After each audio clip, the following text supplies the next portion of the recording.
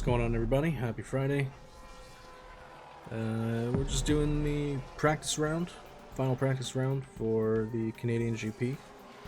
Season 4, round 7 of 19. We're doing a custom calendar where the FIA has decided to boycott the Middle East, and we removed all of the Middle East races from the calendar. So we're down to 19 races. Season's a little under halfway over. Current standings, Albon is P1 in the Drivers' Championship, and Williams is also P1 in the Constructors. We've had a very good run so far, pretty much scoring podiums in almost every race. Car's been solid. We have Behrman running on the older spec for parts. We're trying to maintain the cost cap budget here, so we haven't gone crazy with the design just yet. We're trying to save on parts. Trying to save money from building parts by giving Behrman the older spec. And just using those parts until they're completely worn out. As we did our practice round, going in with 91% confidence and 99%. So it's about the same, just a little bit under very high confidence. Then we go into qualifying. Welcome everyone to qualifying. This should be a good one. Alternative tyre allocation rules apply this time round. That's right. And that means each team has to tackle ATA Q1 weekend on the hard compound tyres, at Canada, Q2 on mediums, and Q3 on soft. Let's see how this works out. It's going to be cloudy on the race day.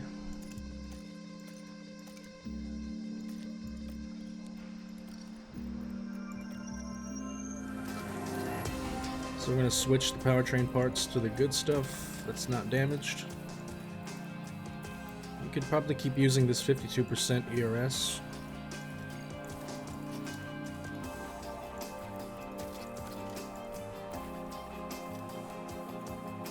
And we have to run on the hard tire. We only have one set of hard, so we're going to have to do... Let's do 2 flying laps, no cooldown.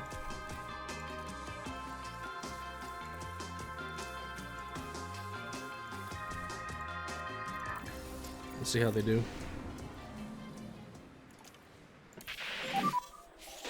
That's green now. Green now.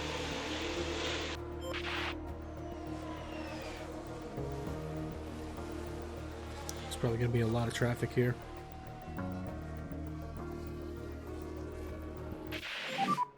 Keep the delta. So you go in, go in. Copy.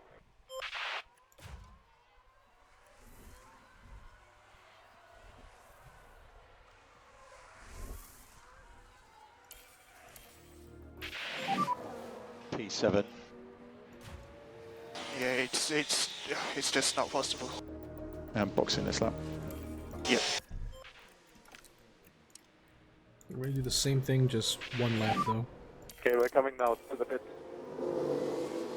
The full white line in perimeter. Stop in front of the garage.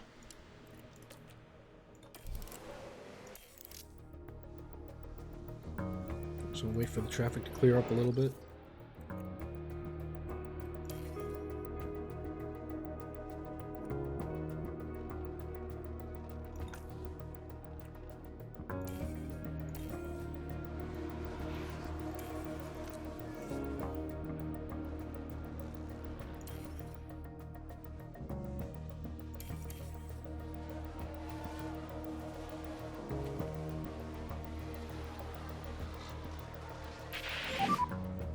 Currently P1, slow on the in lap. Copy, yes.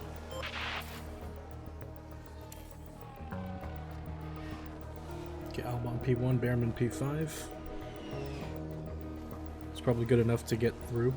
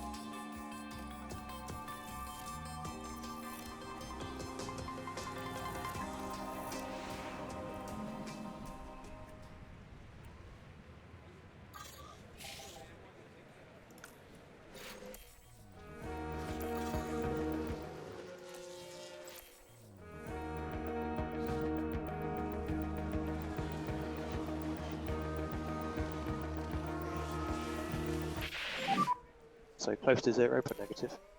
Okay, Alex, that's that run done. Yeah, copy.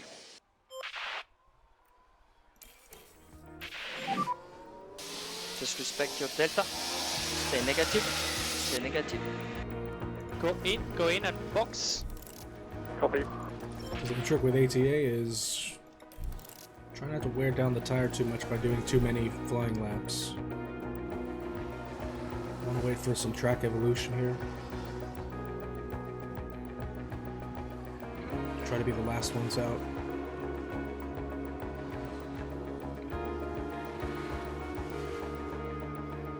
It takes 1 minute and 11 seconds. That means we wait until 2 minutes and 30 seconds.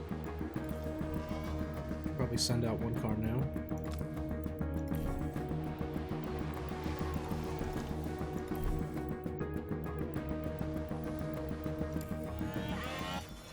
We have to make sure that Albon crosses the line in time.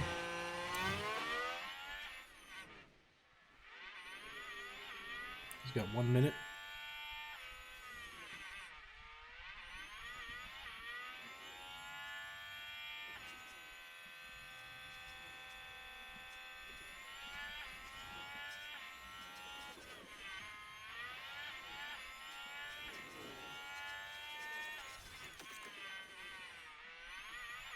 Just keep an eye on cycle times here.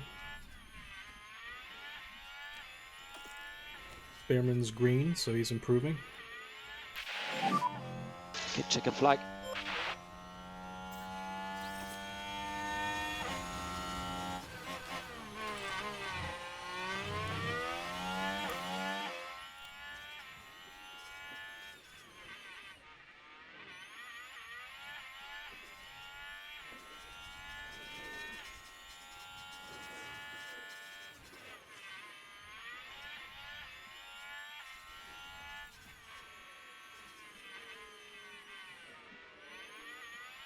Oh, that's Albon P1. He's got one more session on the soft tire.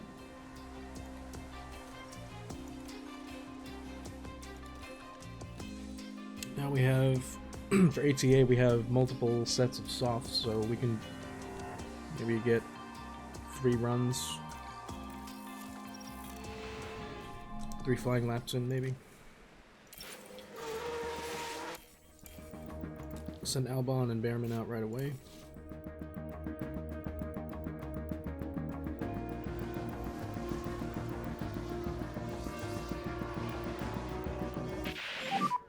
Okay, so just keep an eye on the delta, just be slightly negative if you can.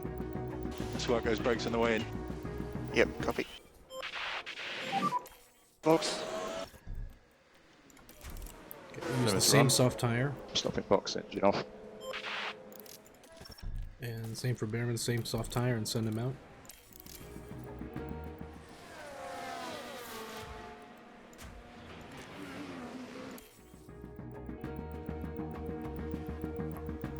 We may have enough time to do a 3rd flying lap on a fresh set. Currently P1. And we are boxing this lap. Okay.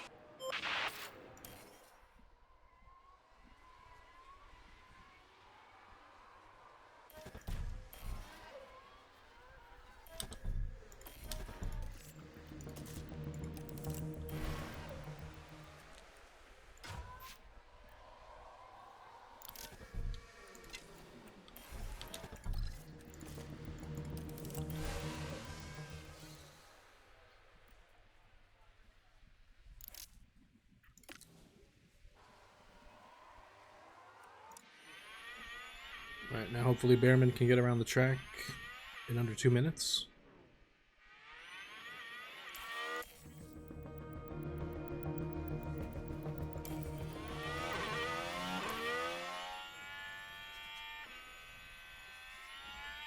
Looks like he had to slow down a little bit for some traffic, but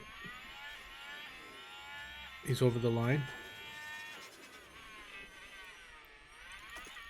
Albon's purple sector 1.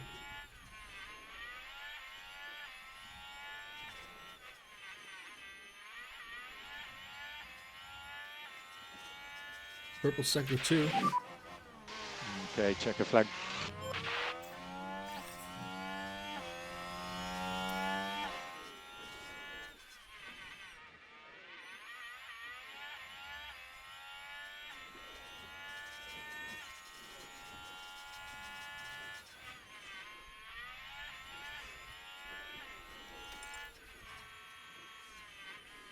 Okay, no improvement from Behrman, but still P4.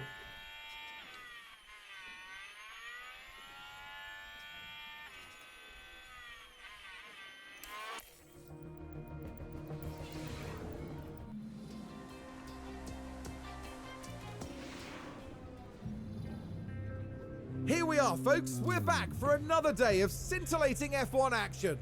It's race day. Named after the legendary Canadian driver, the circuit Gilles Villeneuve has been host to plenty of first-time winners. Jean Alesi, Lewis Hamilton, Robert Kubica, and Daniel Ricciardo all got their maiden victories here.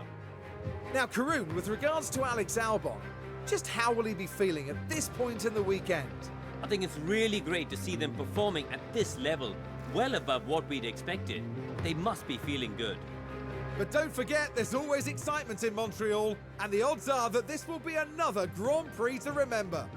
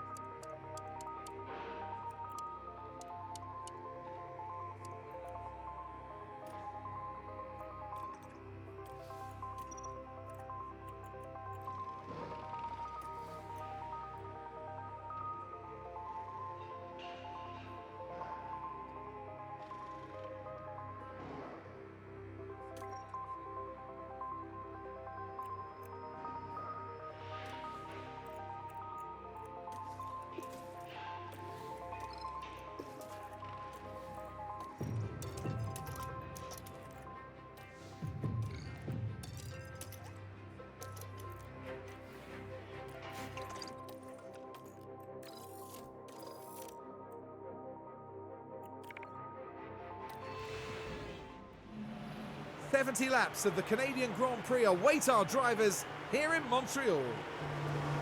Could this be a big race for that man, Alexander Albon? They're on pole and it's well deserved. I'm looking forward to seeing what they can do.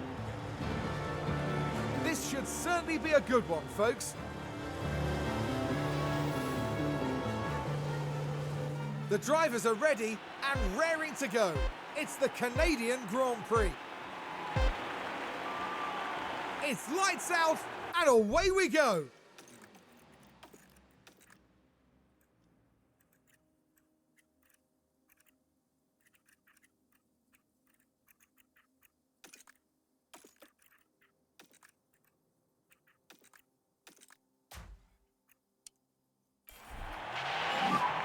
It's critical we overtake. Copy.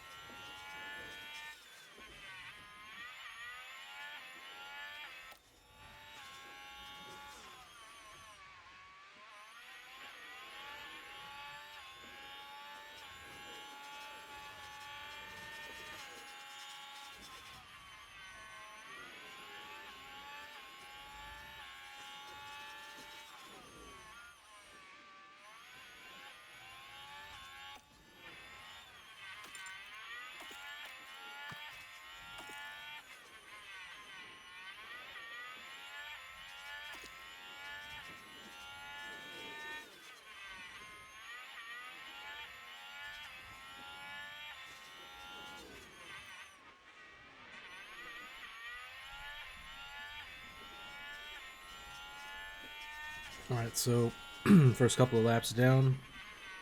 We'll just have to try to keep up with the Ferrari ahead for Behrman. It'd be ideal if we can get that P3 spot back.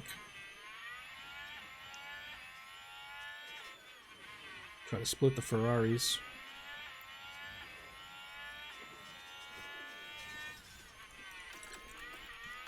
But we also have to manage the tire temperatures. We don't want these going too hot because we have to make them last till lap 32.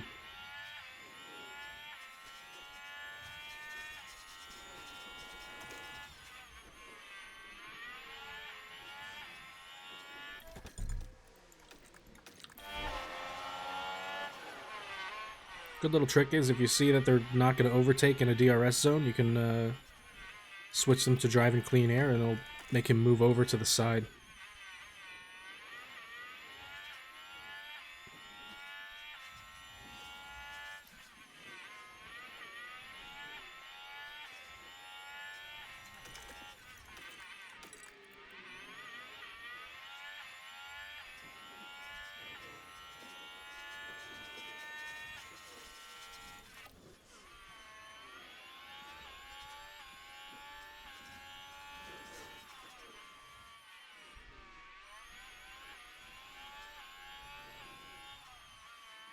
Just have to be really careful when you do that in a DRS zone because if they're going too fast, they may lock up.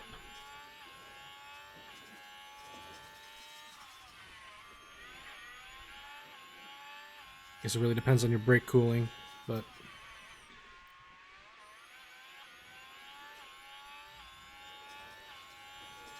I think we have this car, at least for this year, our brake cooling is top tier.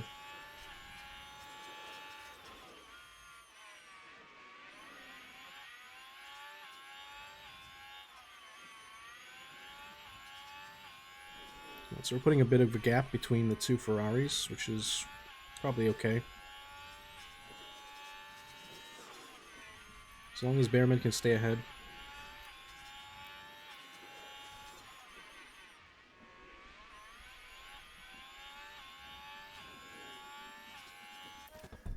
Okay, the tires are getting a bit too cold there. We don't want them going too far down. But as long as we keep monitoring the temperatures, we should have more tire life than everyone else ahead, so when they start dropping down, and the difference is larger here, we might be able to pull away. But we can't have the tire temps going over 100.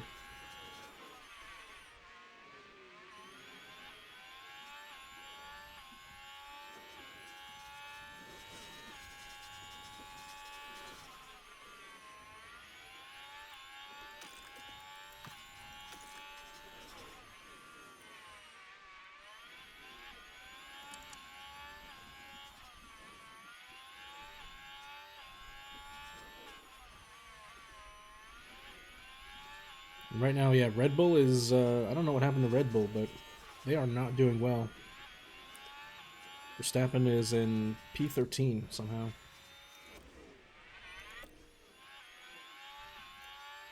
I think they got really hit with the, they got hit with the major technical regulations where it basically reset all cars. And their facilities weren't, the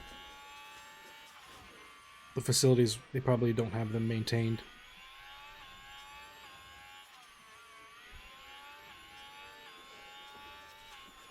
So when every car basically reset and their facilities are in very bad upkeep, any parts that they build are missing a good amount of stats.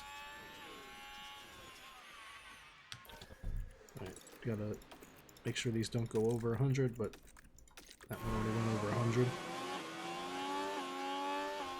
We did put a 2-second gap on Russell, so that's nice.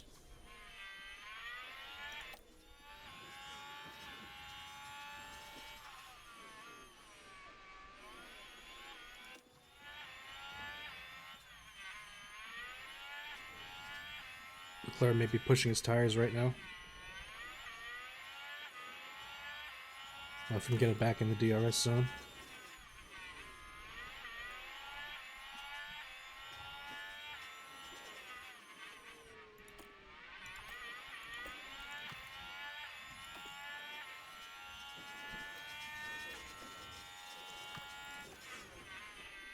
Yep, driving clean air in the DRS easily makes the pass.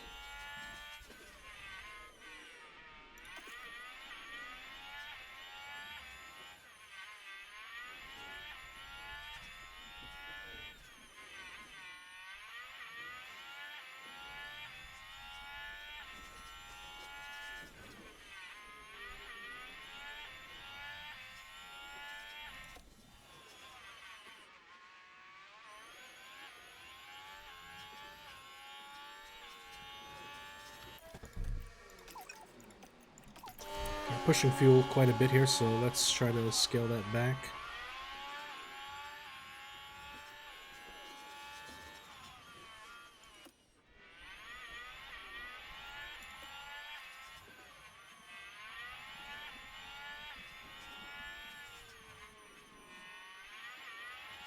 Hoping for maybe at least one VSC or safety car so we can get some fuel back here.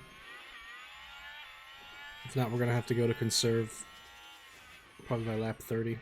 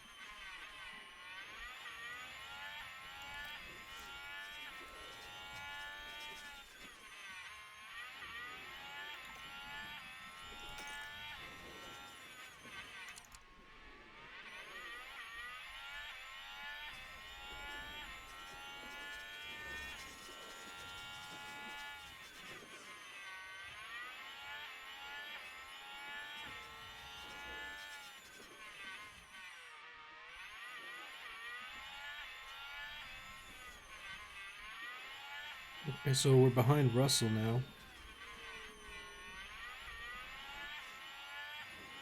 Maybe we can make the pass on this one.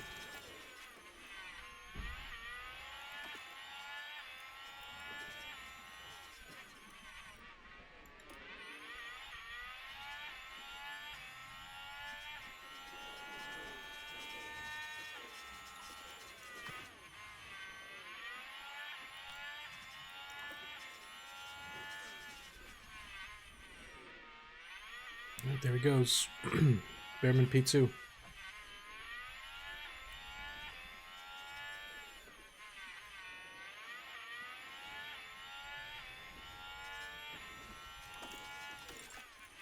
Okay, tires are getting a bit cold here on both cars. Let's start using curbs again.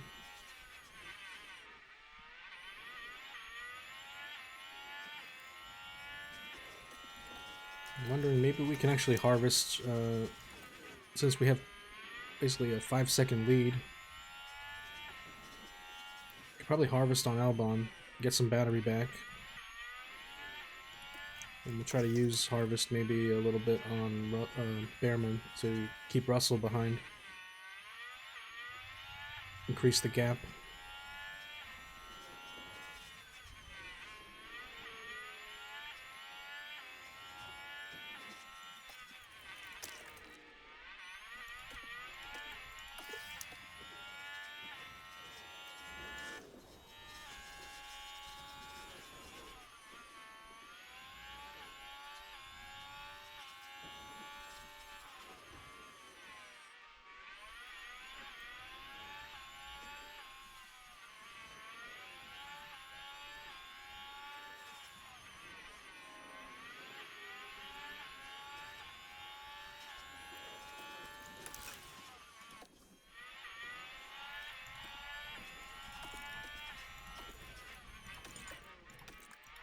Temperatures are rising again.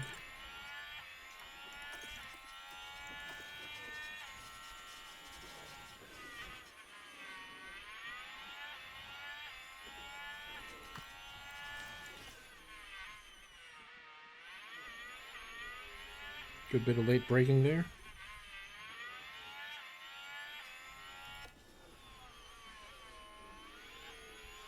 I'll just close the door.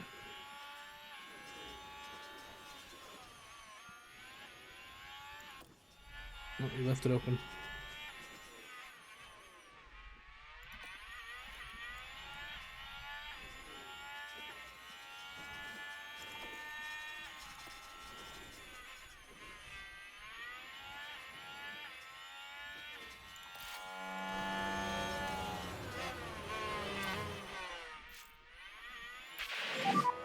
Track is full.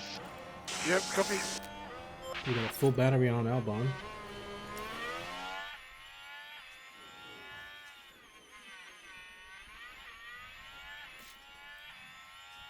We have the pit window for Behrman.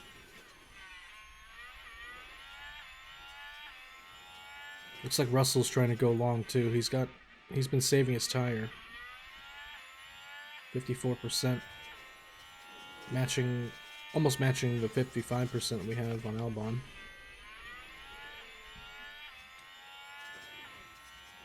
And Leclerc just is about to hit 50.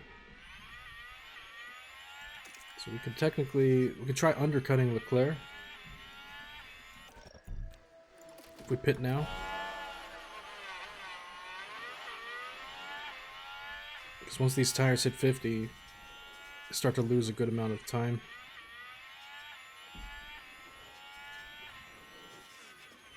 And at that point, the hard tire is better. Or a fresh hard tire is better than a 50% soft. Okay, Leclerc's going to go around again.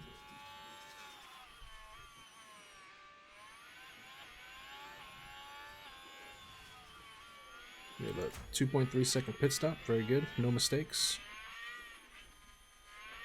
Behrman coming out strong. P5.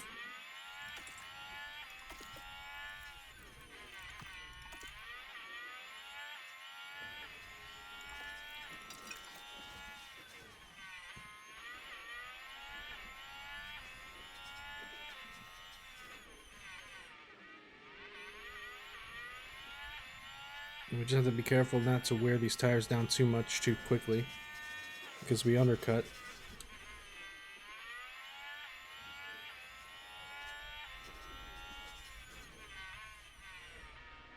We'll try to save as much as possible to keep basically somewhat near the tire percentage that the Ferraris are going to have when they switch to their next compound.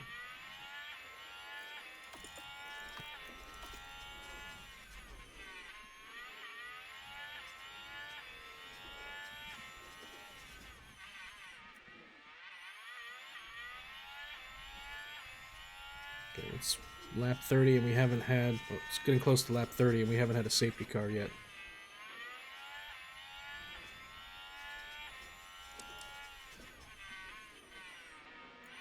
So we're probably going to have to switch over to conserve fuel pace.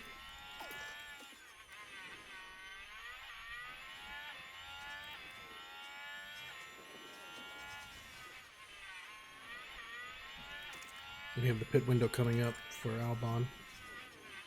Another 3 laps.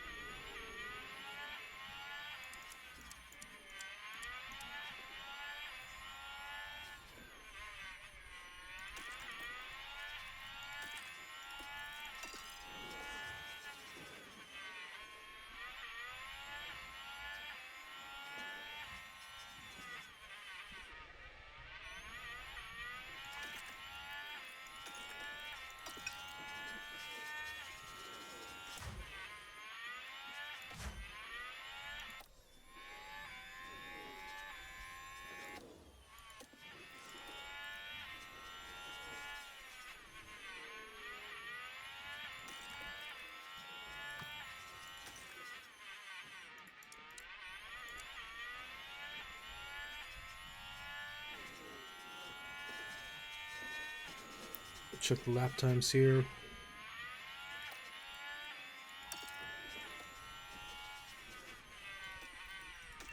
So let's go attack with Behrman, and then we'll just watch the temps with the curbs options. Basically, we should be going faster than Leclerc at this point. Yeah, 116.043 versus 116.222. So we're 0.2 faster than Leclerc.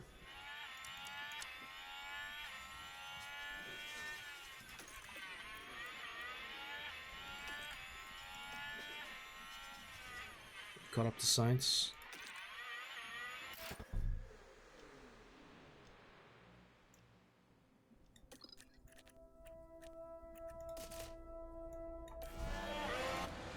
Leclerc's pitting. Yeah, he's on box. Box. He's going for the medium.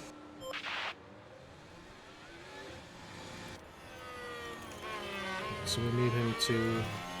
We need Albon to full attack here.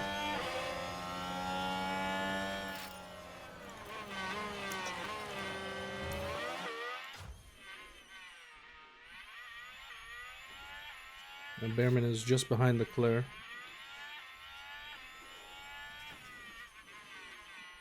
And we're within 10% of his medium tire, so if we keep an eye on the temps,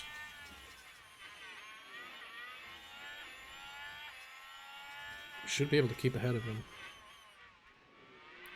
If we can get ahead of Leclerc and keep him in dirty air, that'll wear down his medium faster than our hard tire. Let's try going for the clean air here. With DRS, should get the pass done here. Okay, now we just gotta keep him behind.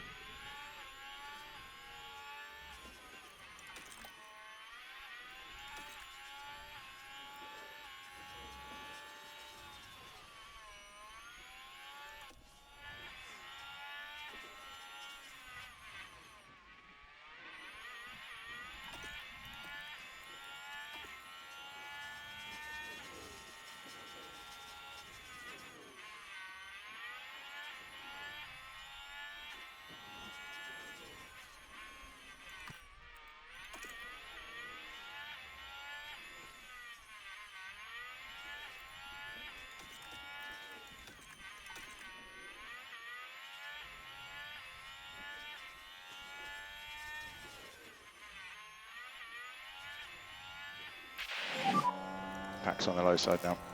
Copy.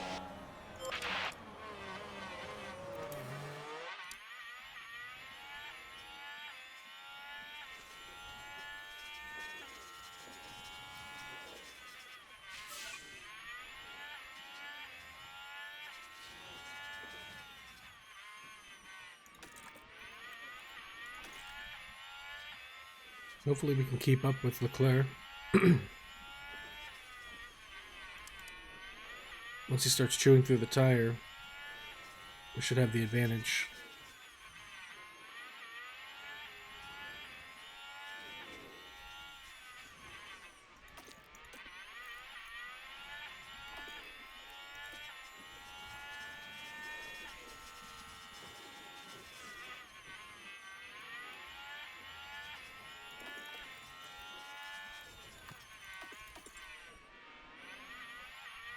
Medium still a little bit too fast for us. He's also probably attacking here because he's losing percentage pretty quickly.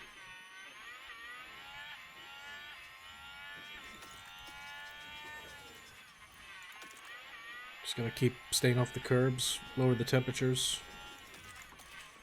Can't get them too low, but we want them to, yeah, be right around 100.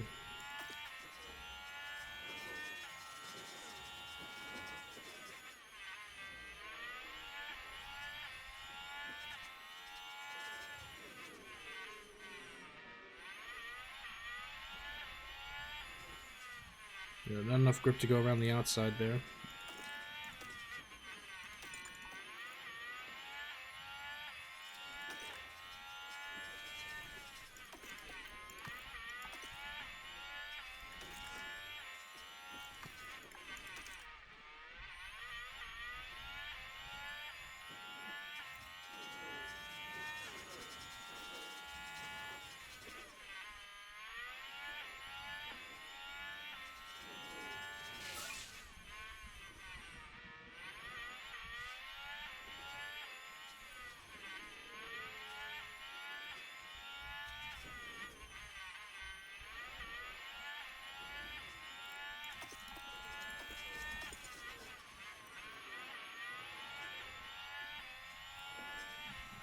Get within just maybe a few more laps. Should be about equal tire wear with Leclerc's medium.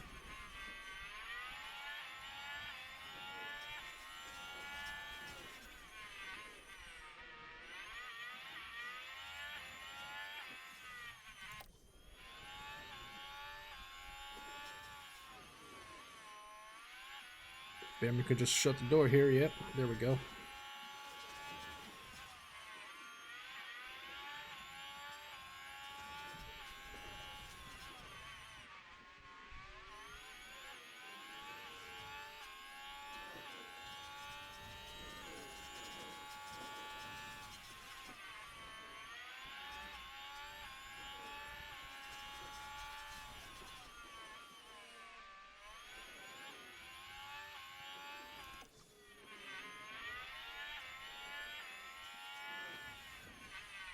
We have our car has a higher top speed than the Williams, or the Ferrari, that's for sure.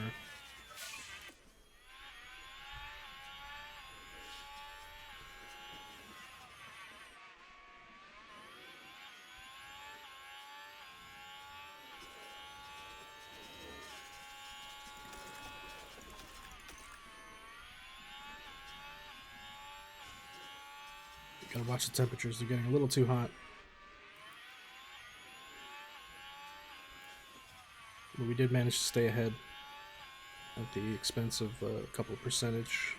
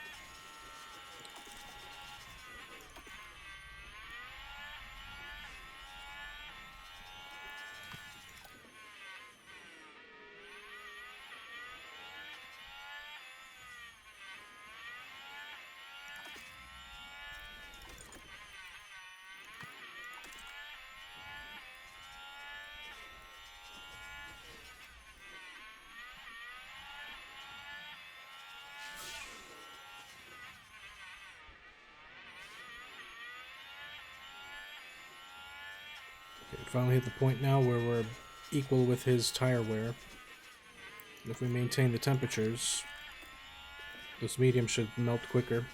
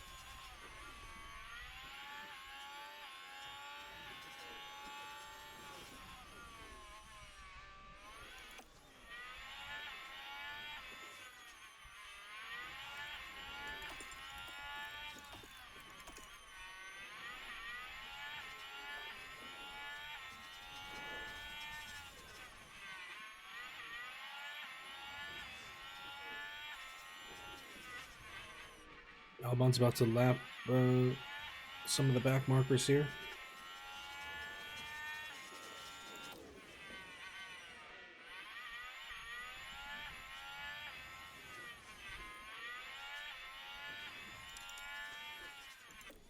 Got a 14.5-second gap on Albon.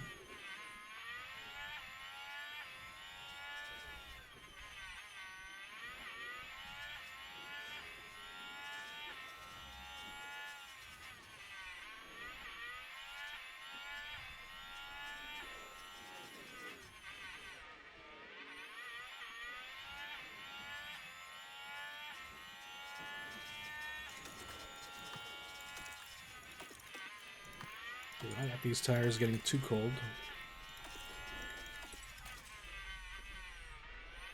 Because once they start going to this blue area, they start going slower. So we want them under 100, over 95.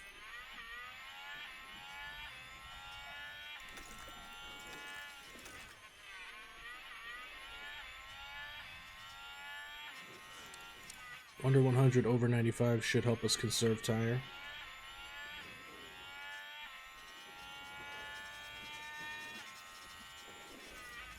Yes, this is the Albon era of dominance. Welcome, Shantan. Good to see you. It's been a while.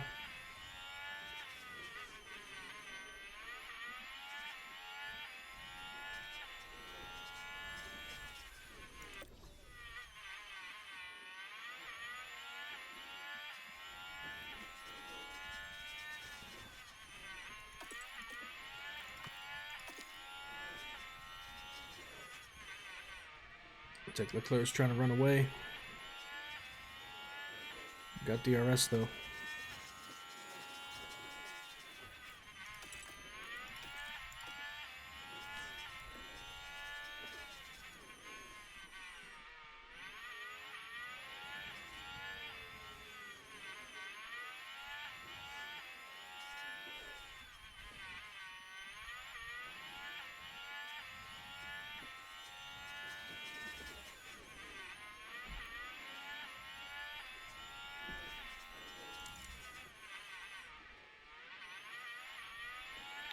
Yeah, it looks like he's pushing his tire or using his battery. I can't tell which, but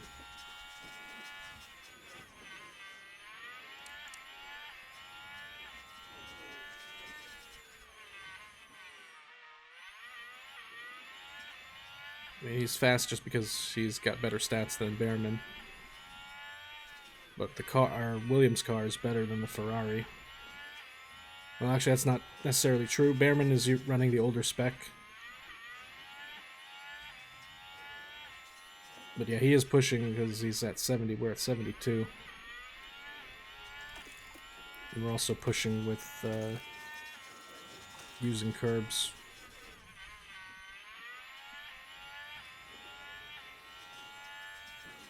I wonder how hot his tires are getting. Let's check.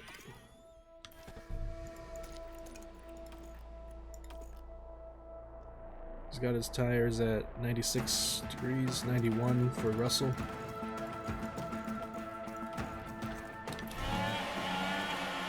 Well, it must have been battery usage or something. His tire temps seem to be about normal.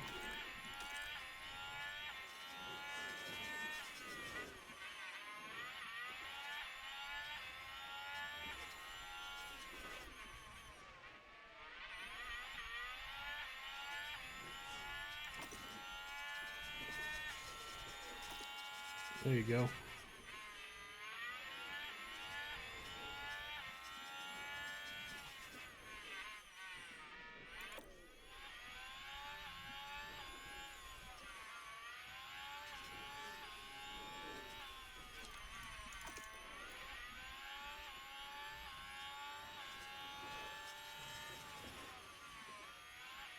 Keep defending.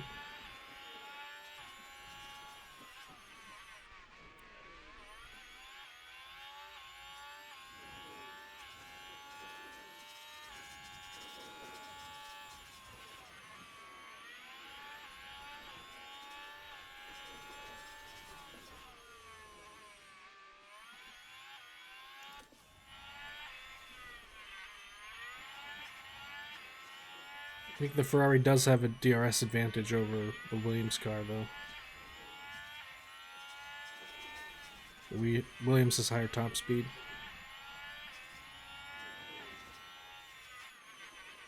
Of course, we are using the Ferrari powertrain as well, so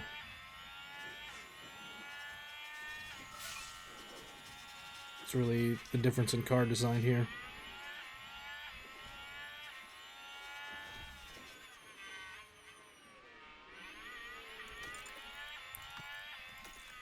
Yeah, it's a 4% difference.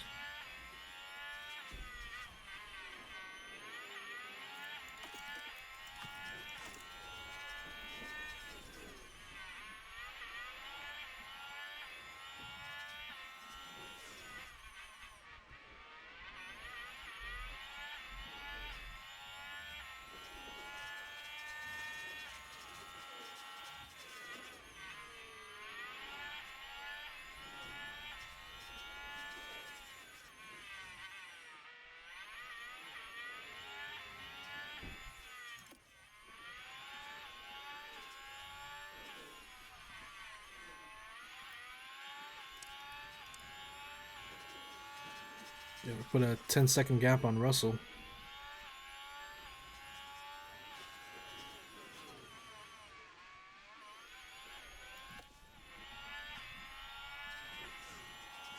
Oh, that sucks. He has DRS.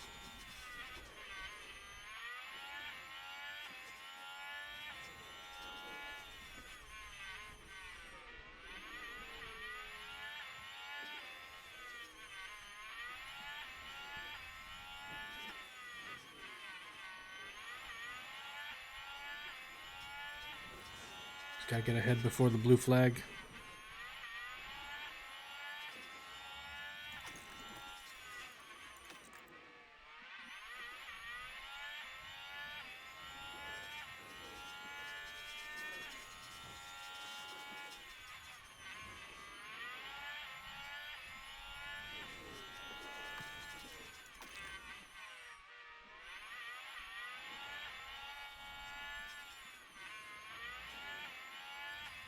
Okay, blue flag almost messed us up.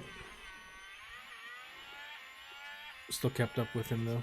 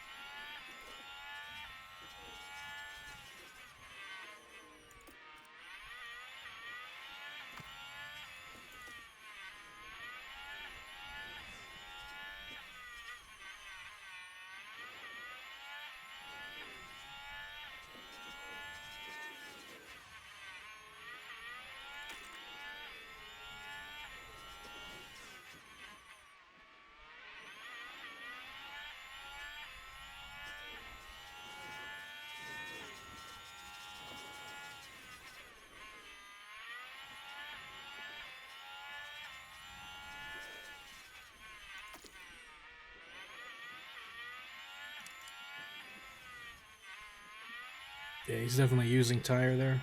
56% versus 61.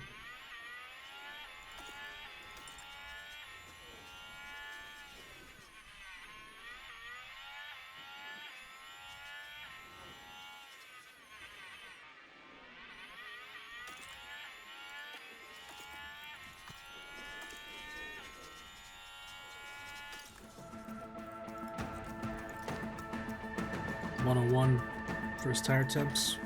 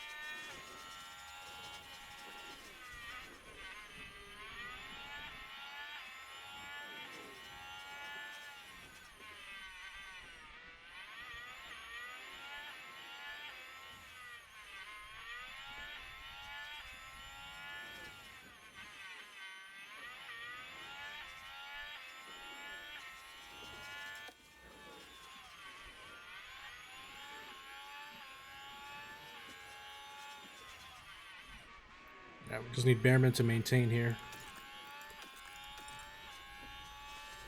Don't want to overcook Albon's tires either.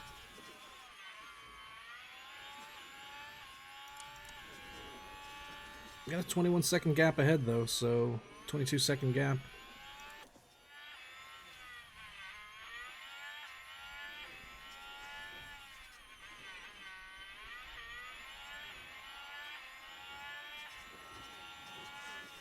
I don't know if that's enough to steal fastest lap though, by switching to a soft set.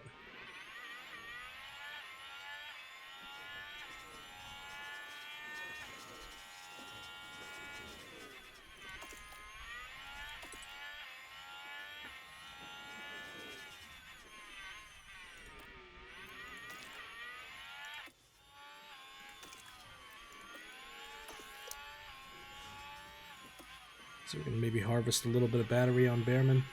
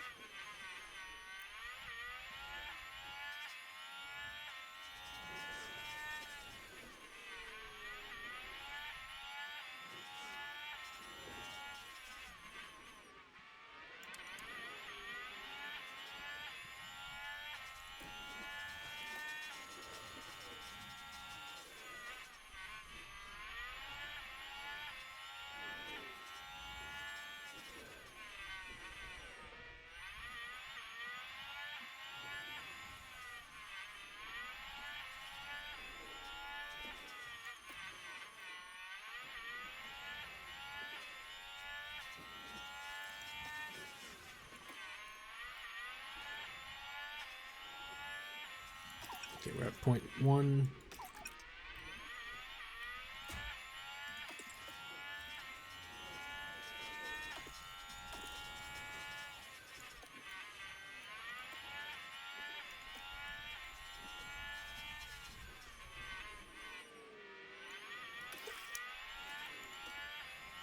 Try to harvest just a little bit more.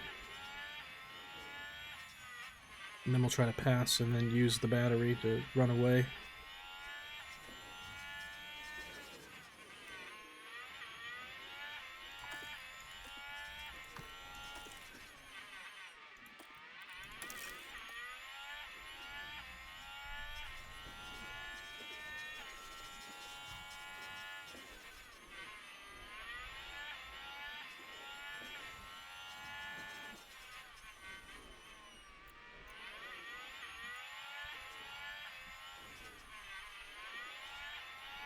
Hey, what's up, Assassin?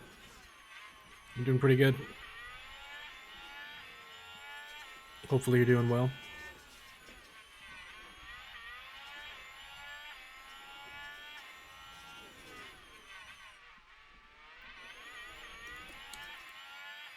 Alright, if we can make the pass here in DRS, then we start using the battery. Here we go, deploy.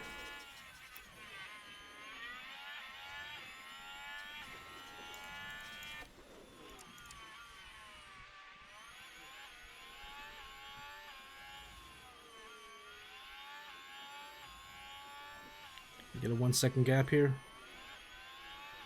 Yeah, there you go, 1 second gap.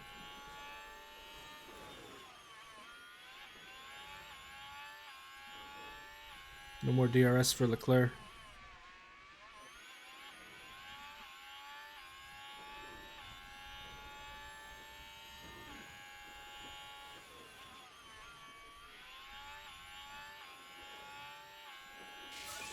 That's it, Bearman, fastest lap, nice.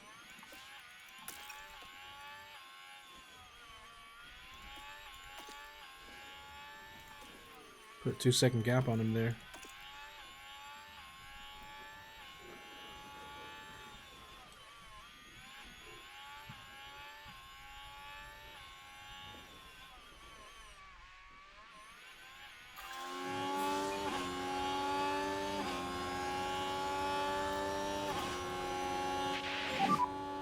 We'll start the lifting coast now.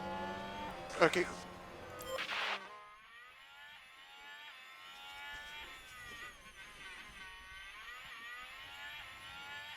Gotta make sure we have enough to cross the line. There we go, 0.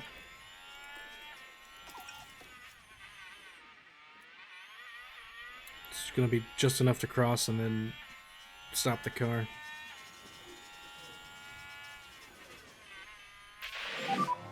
Low fuel, so be mindful of that.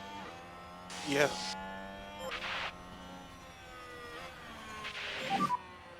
There it is. And then he runs out of fuel. Nice job, mate. Yeah, that was amazing. The car was unbelievable.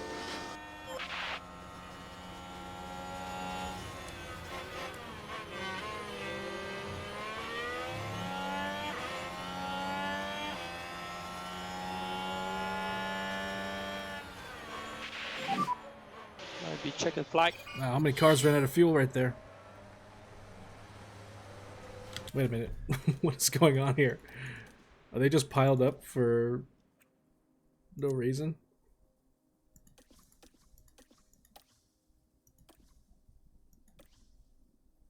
What happened there?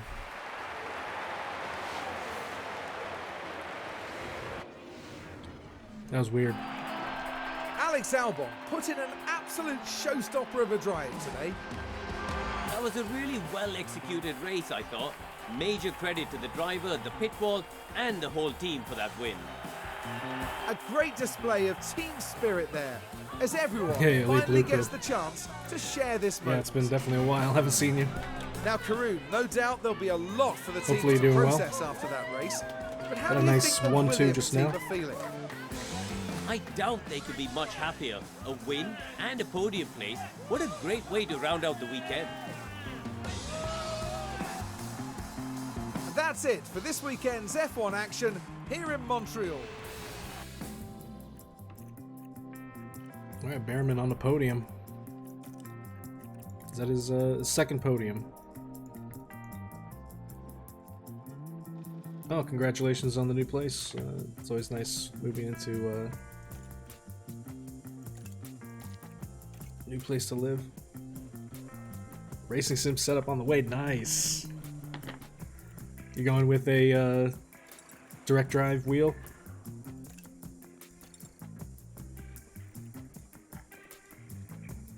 Get that Fanatec or Simicube. I don't know which ones you're looking at, but I have a Fanatec DD2.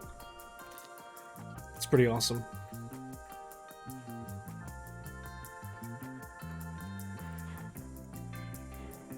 I don't use it. I should probably try sim racing a little bit more that I have it, but right now I want to get the constructors win here. We're plus 45.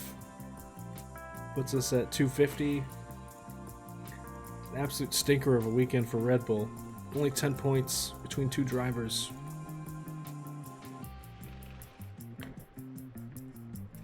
Getting it piece by piece. Yeah, that's the best way to do it. Just gradually upgrade. That's what I did. I started with the base wheel of like I had an old Logitech. What's that one called? The 9 something. The Logitech 9 something. I forgot what the number was, but it was like Xbox compatible. So I started using that one, and then eventually went to the direct drive,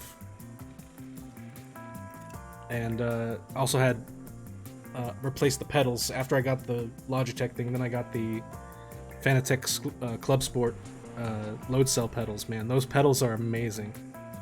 Load cell pedals make a huge difference with your braking.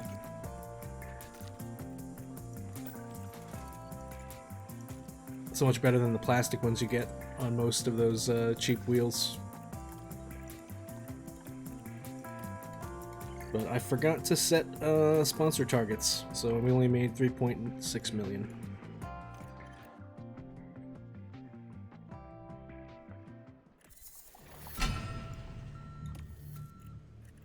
Alright, race sim facility refurbishment complete. Engineer driver tension. Despite the intervention, tensions between Albon and Irwin have not improved. Minus affinity, okay.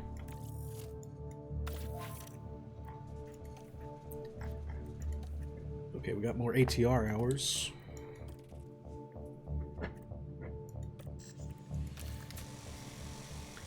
Yeah, there's a... what's his name? Will from Boosted Media, if you watch his YouTube channel.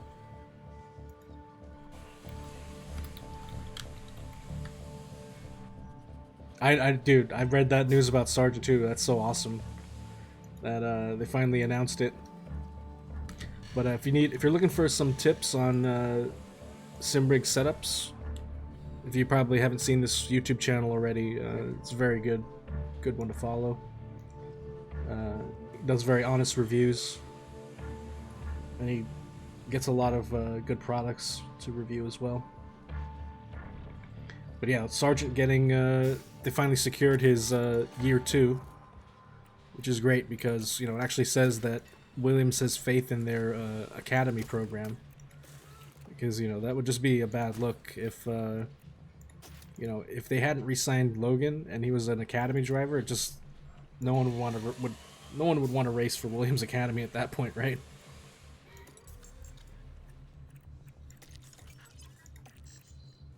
Okay, so we got more ATR hours. Let's get some engineers back from each project.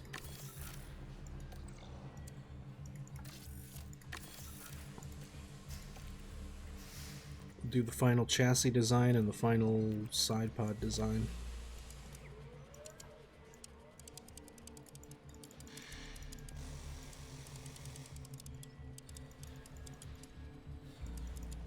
Yeah, a lot of people are, I don't know, a lot of people just see the rabid Drugovich fans saying how Drugo deserves a seat. Like, dude, if he signed with Aston Martin, like this, if he were to get that seat, it would have been done last year, or, you know,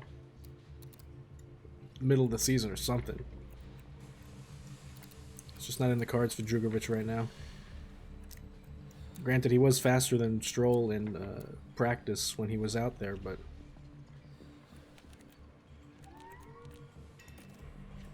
you know, sometimes it's not just it should be based on skill, yes, but sometimes it's about the politics and the money and whatnot.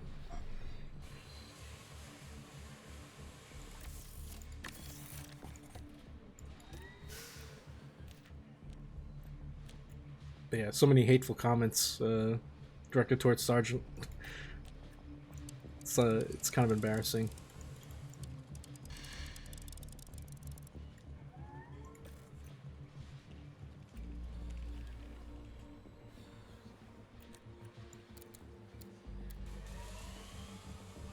Surprised Lance came back. He looks so unhappy on track. Yeah. I mean,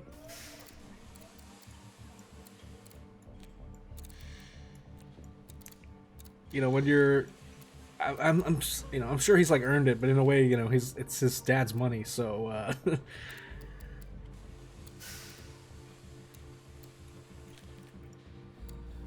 don't know. Maybe he just maybe he's just being hard on himself for not being up to Alonso's pace. But of course, he's Alonso. What can you really do against that?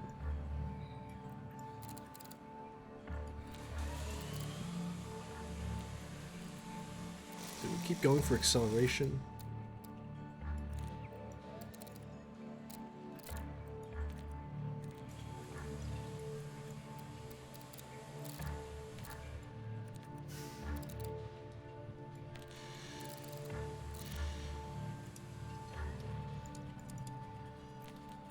How does this affect the rank on grid?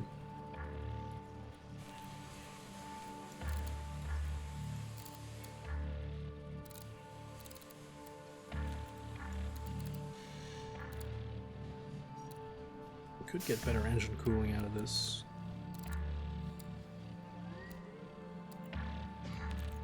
Right there.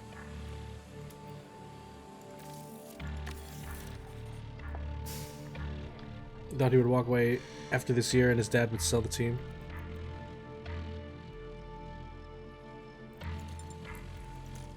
Maybe, I don't know, maybe in the 2026 with the new regulations and stuff.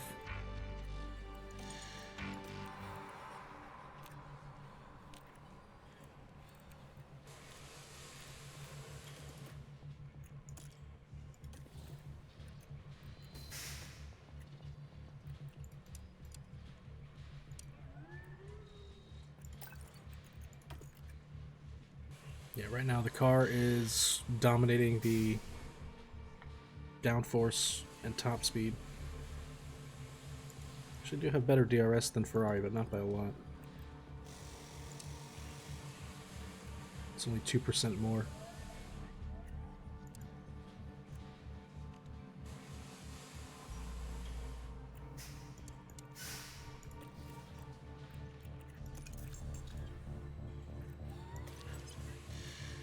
Okay, let's continue here.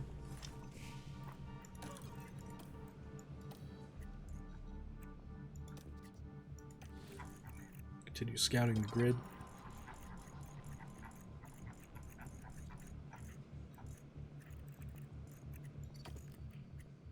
Are you crying? Hey, Elite Blue Crew, thank you for the subscription.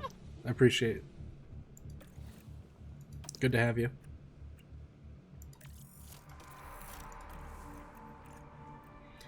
But yeah, man, no more F1 for the rest of the season, so we'll just have to stick with F1 Manager for now.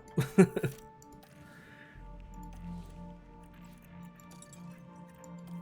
actually looking forward to next year's version of F1 Manager. I hope they add F1 Academy. It'd be nice to have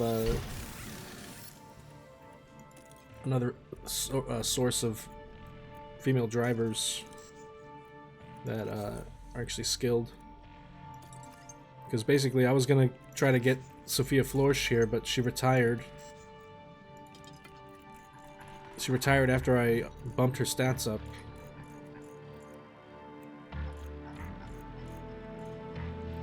Now it's a bunch of regen drivers.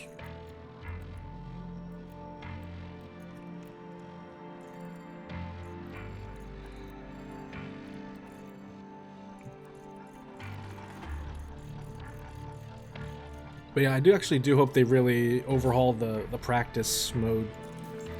They need to do something other than the slider mini game.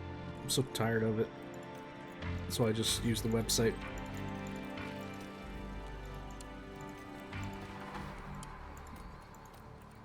The F1 setup calculator website. I don't think I'm going to get 2 drivers in 3rd, but 2 drivers in 10th seems possible. Try to get fastest lap and 1 driver on the podium. And then 1 driver on the podium for 2 races.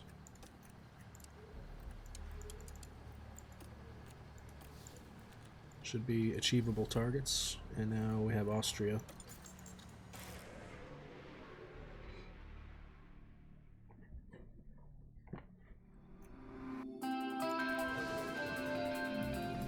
Okay, I could probably just simulate practice here, actually, because we have the...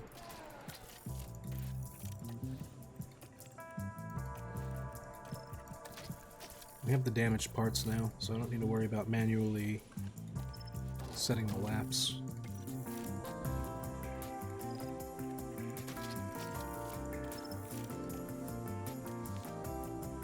And I'll save this real quick.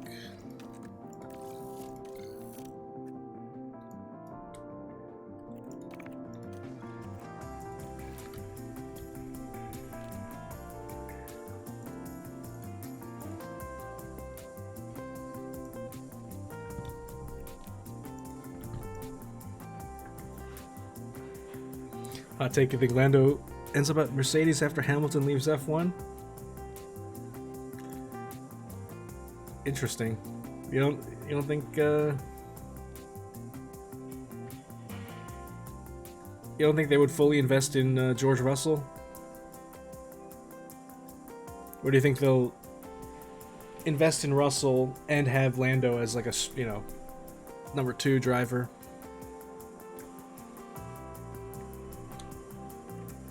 He seems pretty comfortable at McLaren, honestly.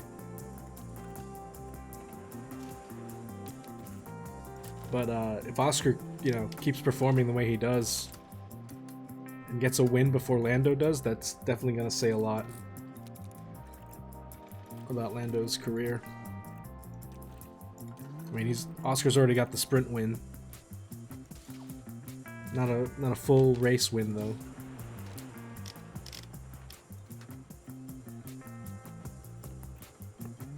But yeah, if maybe if Piastri starts outshining Norris too much, I could see that happening.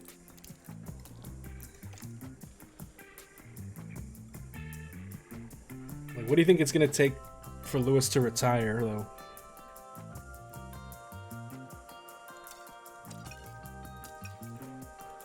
You know, was it gonna be after the 2026 regulations and the Audi? You know, Audi comes in, and he still doesn't have his championship. I don't know how many more years of the Austrian national anthem I could take, though. Or the Dutch national anthem. Need to hear some variety on that podium, man. It's 5:13, 5:28. Oh, this should be 290.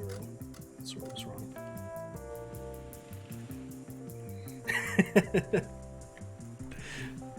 Yeah.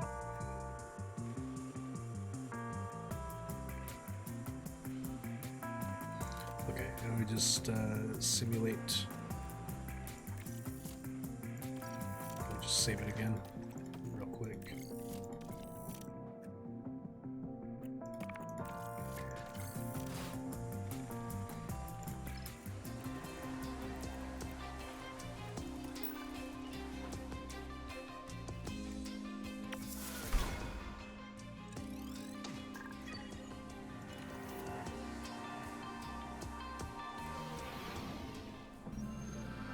Qualifying is coming up, and the drivers will be ready and raring to go. Qualifying consists of 3 periods, with the slowest drivers eliminated after each one. With the pressure mounting, who can secure a strong starting? Scuderia win a championship again, and then he'll retire.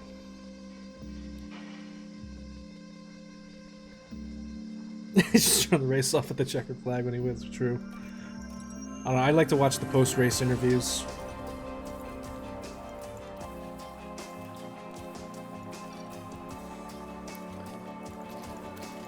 But yeah, I guess maybe if, you know, if Mercedes doesn't return to winning ways after, like, what, another 2 seasons?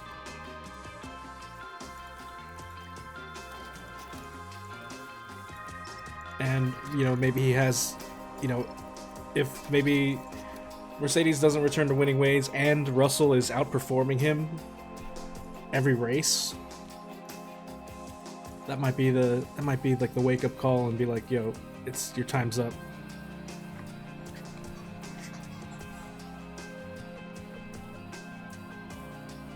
We have like a repeat of 2021 and have a really close Mercedes Red Bull battle. Yo, what if it were like a 3-way battle between Red Bull, McLaren, and Mercedes?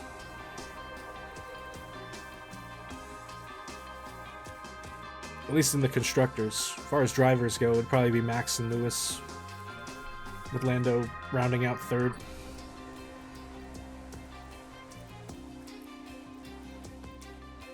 That would be a season I would be heavily invested in.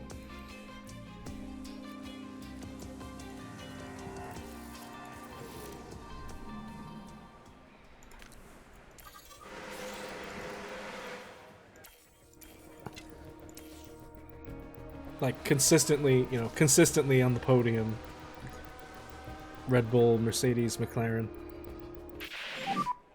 So keep the delta negative where you can. Mechanics, so go in lap, go switch in lap. Okay.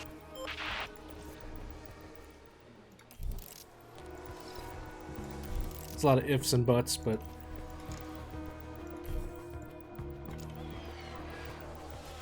yeah, it's really not fun to watch one team dominate more than 1 year in a row. Yeah, currently P1. Let's just focus on brakes on the way Unless in. you're Brakes like, on the way in. a huge Red Bull fan, Yes. I guess. I only started watching after Mercedes got rid of the dual axis steering. That was an awesome, pretty ingenious invention. Just concentrating on the brakes. Where Hamilton would pull the steering wheel and it would clear. change the toe angle. We're going to push next lap.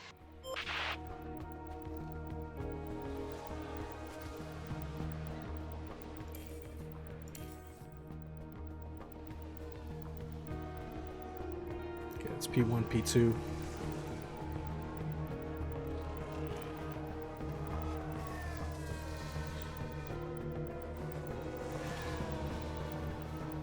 Red Bull keeps winning. F1 will have to do something to keep people invested.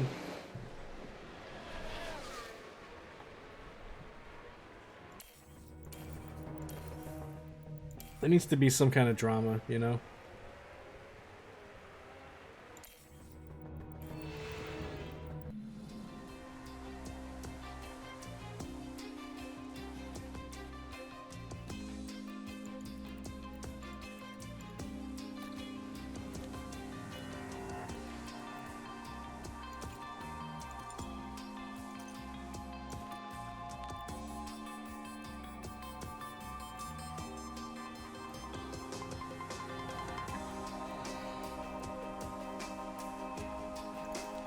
Okay, we'll put on the scrub soft tire.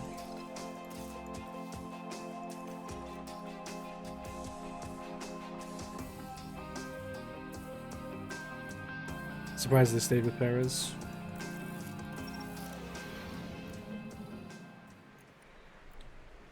Who's going to be scary quick next year? You're talking about Red Bull? That's They've been great. working on their car most of the season. Or are you talking about Mercedes?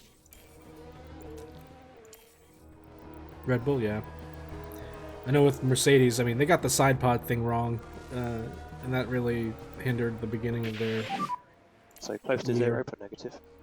So boxing this lap then. Okay. Hopefully they get the design right this time. We'll see some good close races with Lewis and Max.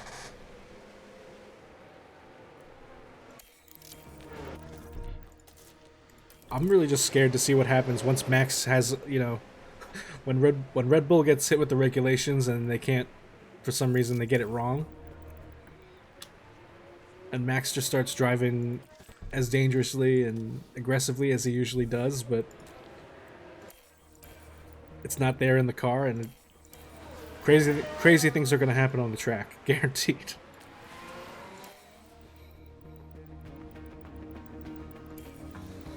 Also, can Russell Lewis stop hitting each other? For real. Some silly mistakes, but... Currently P1. And then we're boxing. They always make it seem like Russell is like a huge team player over You're currently P2. the radio that they pretty much That was a good lap. selectively play Okay, on go the in, broadcast. Copy. You know, like that one time Russell was asking, like, you know, what do we need to do? Tell me. And they're like, yeah, hold on, or we're checking, or whatever. We'll get back to you. What was up with that?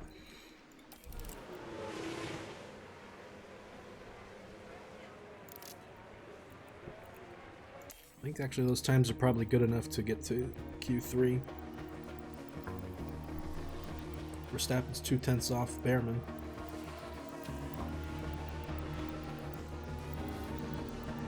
Two tenths off Albon, should I say. It's the leader.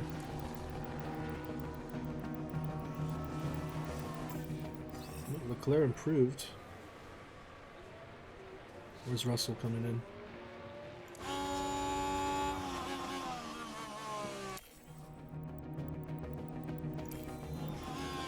Got Red Russell.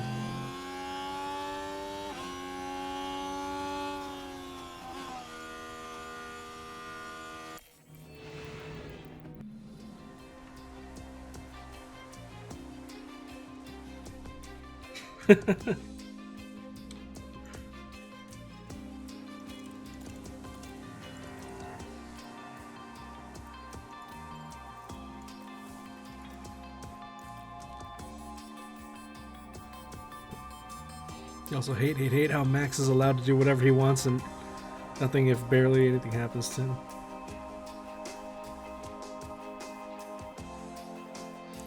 Talking about like the pit lane overtake or the tunnel, the pit lane tunnel overtake, and they just basically made it a rule for the track that there's no overtaking there without penalizing him.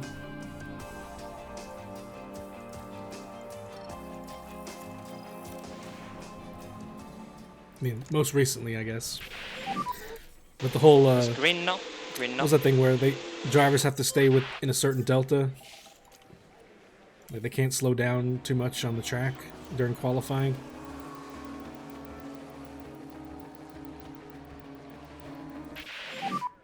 Okay, so just keep an eye on the delta. Just be slightly negative if you can.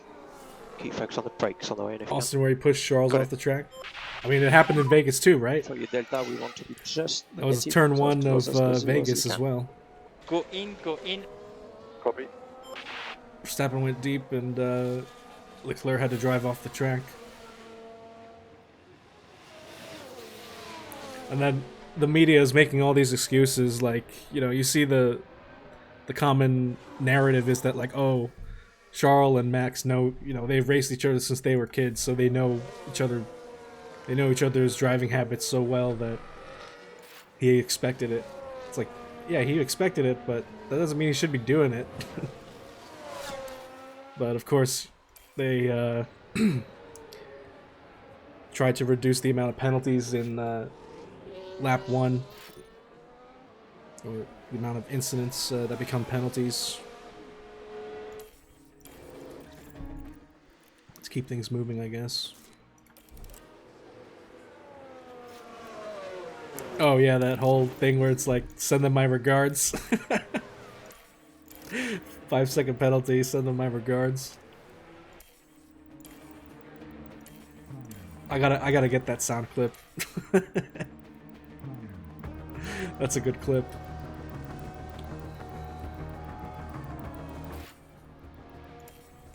Meanwhile, what's it? Perez gets penalized for calling the stewards a joke or something. Not a joke, but he gets investigated. I don't think he was penalized or anything for that, but he got investigated for saying the F1 stewards were a joke. And meanwhile, Max can laugh at them over the radio and shrug off a penalty.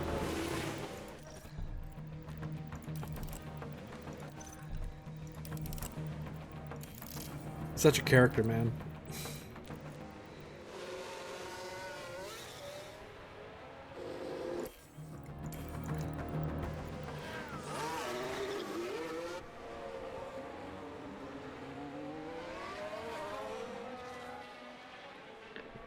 He races like you do in F1. Nice.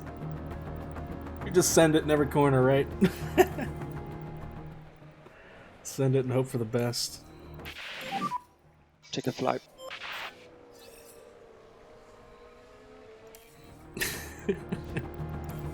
Why do you think his name is Assassin Danger?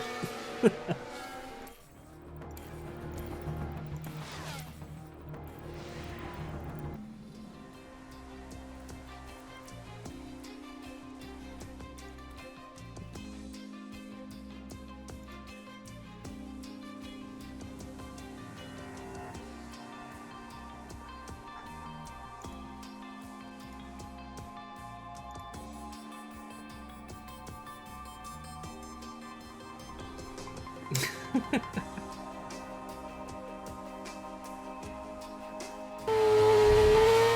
leave me alone, I know what to do. We've been hanging out a lot here, Assassin. Tension continues to build here.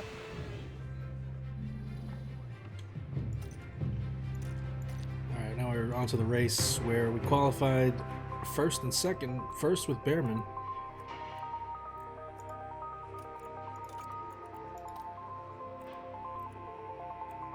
I didn't see that Behrman got the fastest one there, but apparently he did. Okay. So normally I believe there's...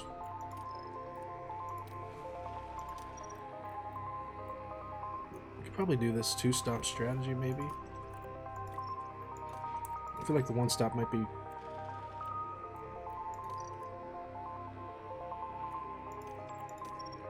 It's gonna be too slow.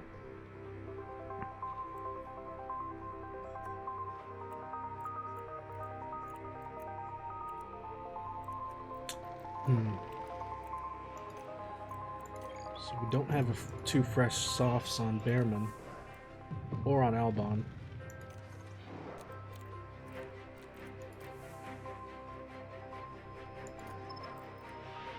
What if I did...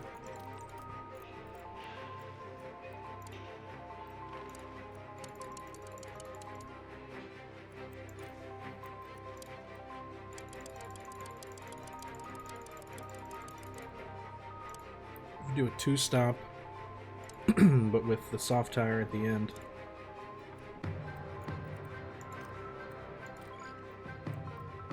It says it's faster if you keep an aggressive pace.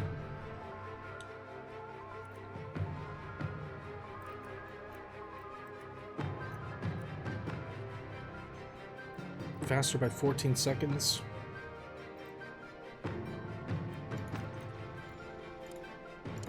You should probably measure it by the standard pace. If it was standard pace, it would be slower by 6 seconds.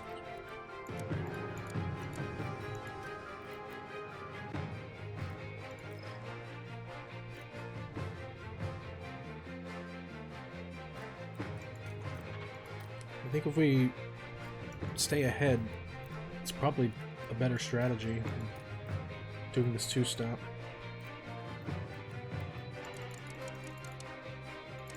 I can use the car behind to slow down everyone else. This could be valid.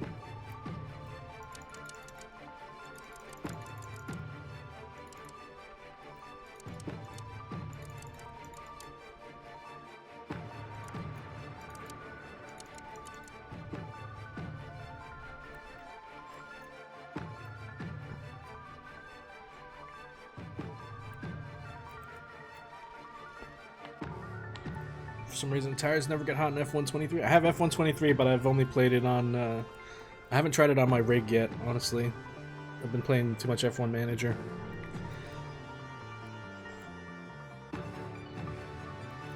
Yeah, I usually keep the... even when I'm on the rig with my direct drive wheel, I still use like the medium traction control setting. It's still getting used to... like the sensitivity. You can't just like floor it, you know? Otherwise you'll at least on the pedals that I have. Yeah, exactly. My reaction, I'm almost 40 years old, so my reaction times aren't what they used to be. I'll be 40 next year.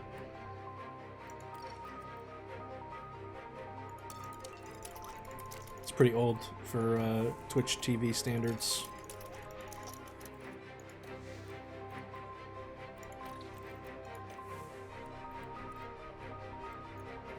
So yeah, I enjoy the tactical, you know, pause whenever I want to kind of games. Yeah, I'm 39 right now.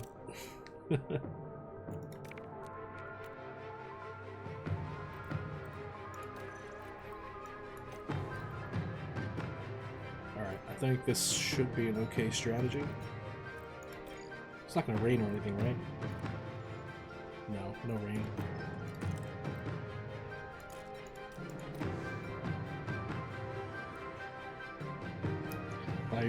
You're about to get into your 30s. That's when it all starts going downhill. No. The 30s, I just worked a lot, man. Made a lot of career advances between 29 and 39.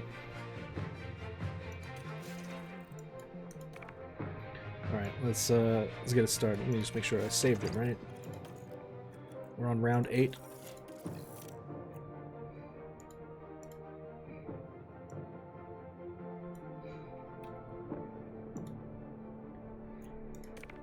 Alright, let's go. Here among the Austrian mountains, the grid is now set for the 71 laps of the Red Bull Ring.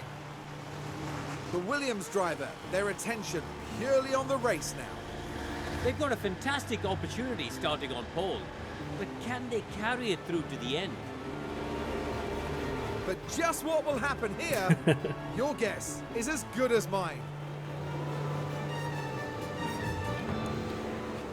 It's the race we've all been waiting for. It's the Austrian Grand Prix. And it's lights out, You know, and I away we go. really kind of wish that I knew and was interested in Formula One at a younger age. Like, I wish I didn't just learn about it, you know, 4 years ago.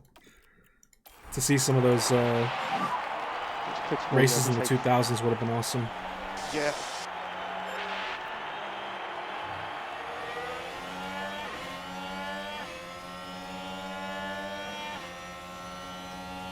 Well, Verstappen already passed up Albon.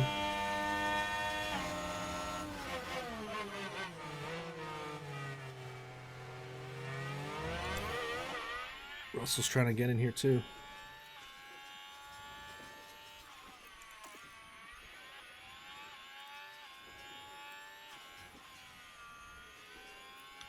Alright, I gotta set.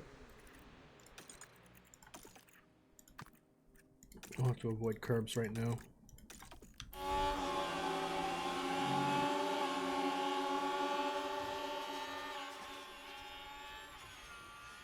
Man, Verstappen, he's going.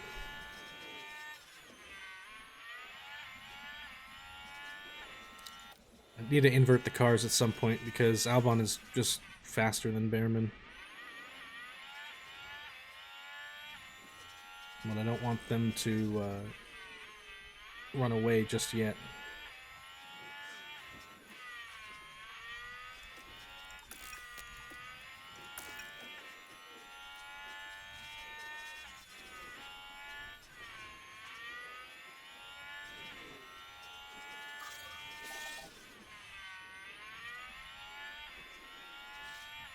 What is Verstappen on? He's on a soft tire, that's why.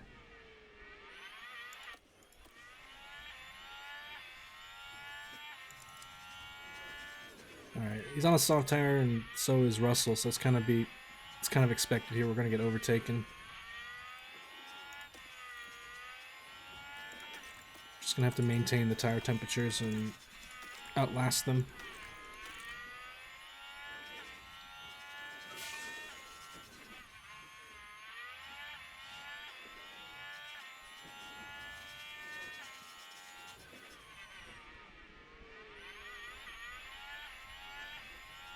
Did Russell start on a scrub soft? He's already down to 79%.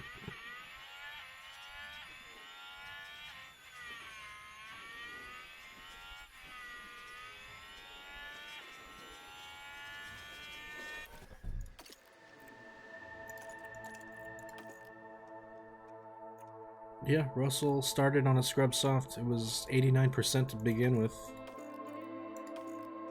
Verstappen also started on a scrub soft, 96%.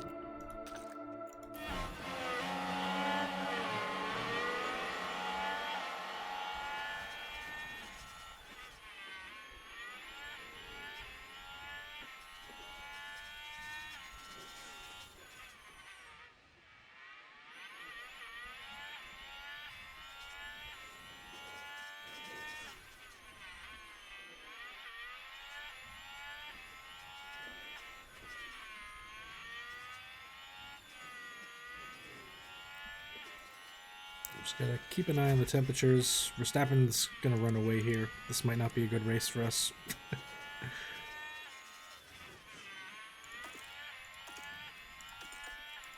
But to keep the tire temperatures between 95 and 100 should be the goal.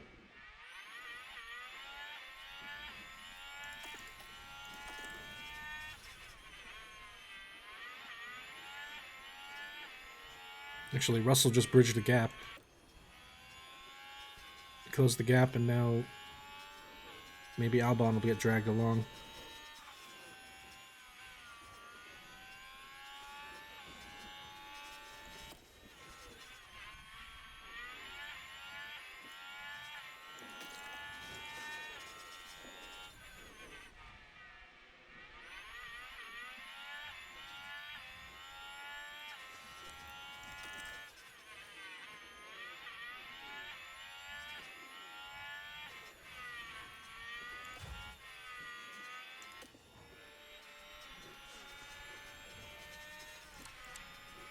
Okay, 85 versus 74. Behrman has the advantage.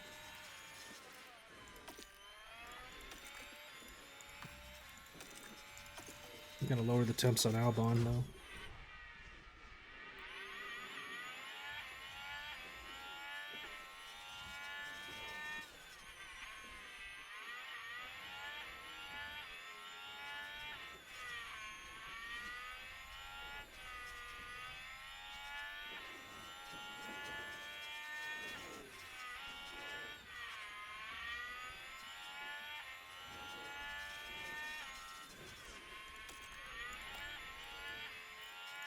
Let's lower the aggression, because I don't want anything stupid to happen. That's a very treacherous turn. After that DRS straight, bad things can happen there.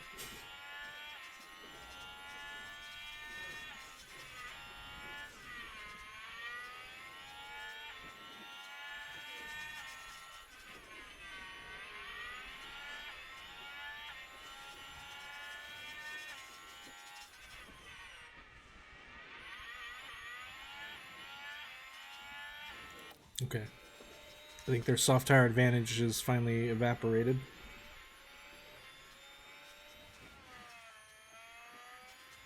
Now I need Albon to pass Behrman.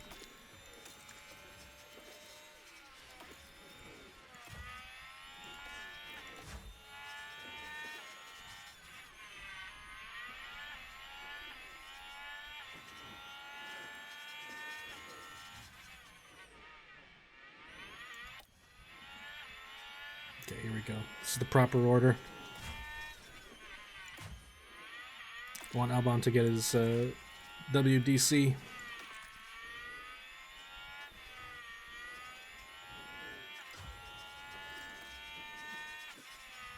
Let's see. There must be on a... Yeah, there... He must be on the two-stop soft, medium, soft.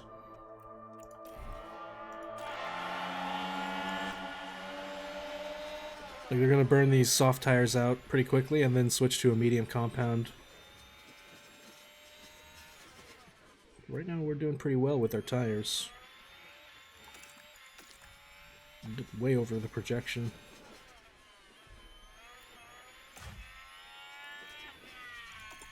Tires are getting too cold on Albon.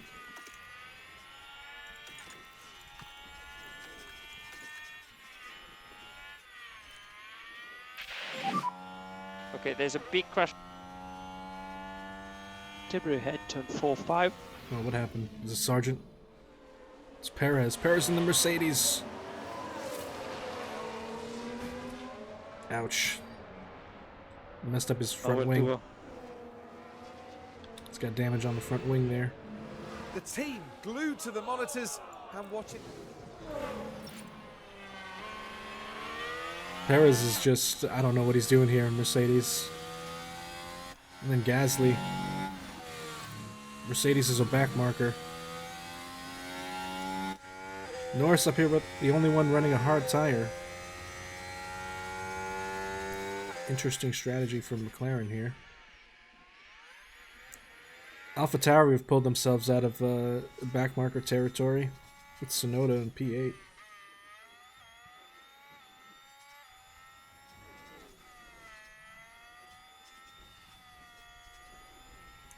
Red Bull was trying to slow the car down to make it interesting.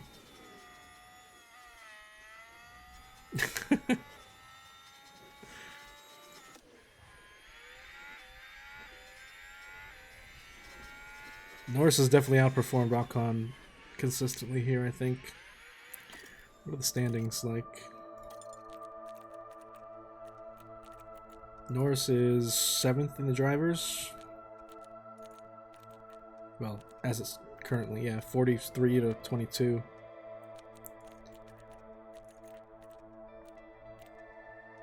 Lawson and DeVries, 1 point. Sargent's got 3. Sargent and AlphaTauri. Honestly, Sargent's not been doing good in my game. Though he somehow managed to secure a seat at a team that's on the up and up.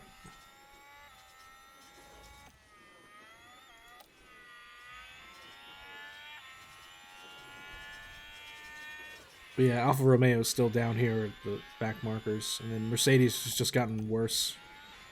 This the last technical regulations just destroyed them.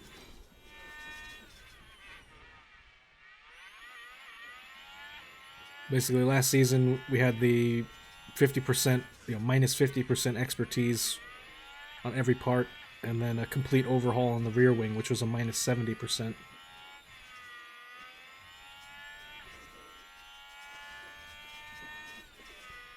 So after that reset, I did a lot of research to prepare for those regulations, but the AI didn't do enough, I guess. And it did take me like 3 or 4 races to get back onto the podium.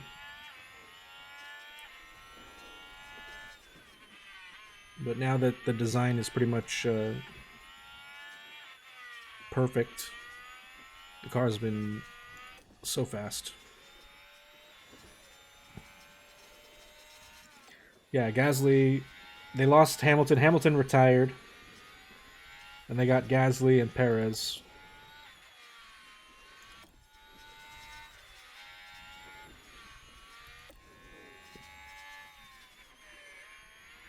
Alonso retired. I don't know what happened to Valtteri down here, but he usually does way better. Yeah, he's P9 in the drivers. As far as the constructors is concerned, it was basically going 3 ways between Williams, Ferrari, and Red Bull, and then fighting for P4s, McLaren, Aston, and Alpha. And Alpha's still kind of a back marker.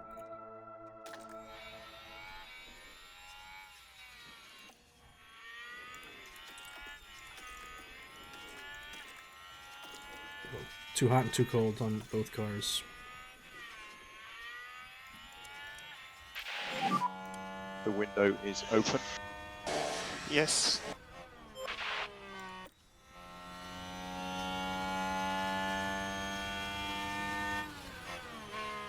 Russell's going for an undercut here. Is he switching to medium?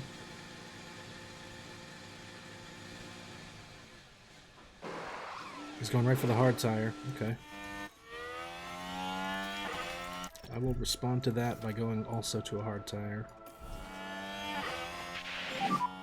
Box on this lap. Box. Behrman's got 58% left, so he could still run for a bit.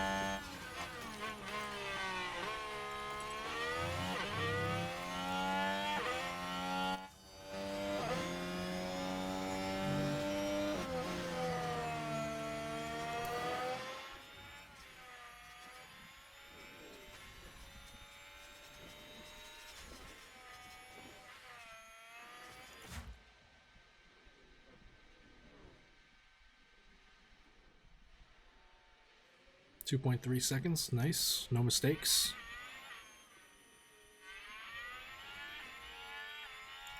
And ahead of Russell. Yeah, look how much traffic we avoided.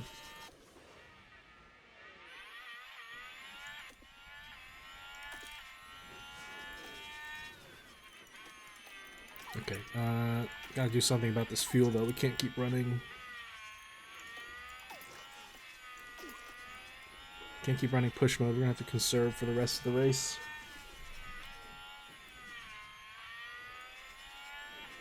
Okay, it's Verstappen in the pits, coming out with a fresh soft tire.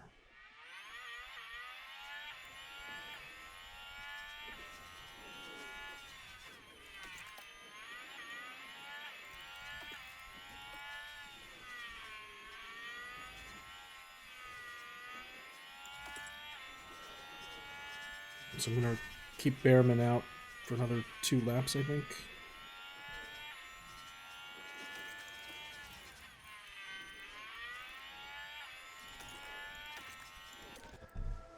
Next lap, go on to the hard tire.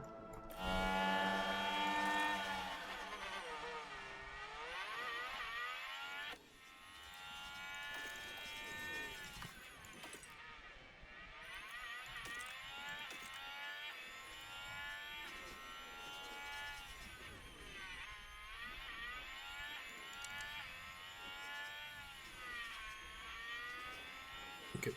Albon should be now closing the gap to Leclerc. Or he pits.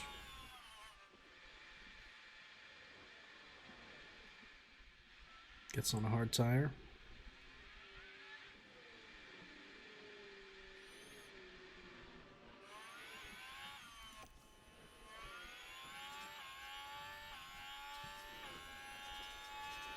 Oh. Lost a good amount of time in the pits there. Now he's got traffic ahead.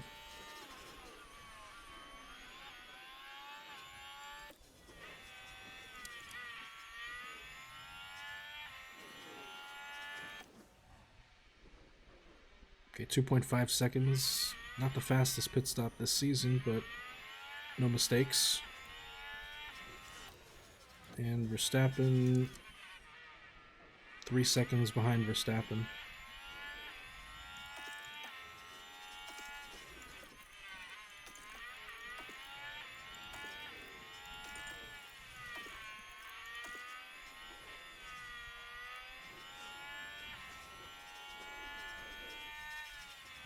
Actually, the tire temperatures are very low, so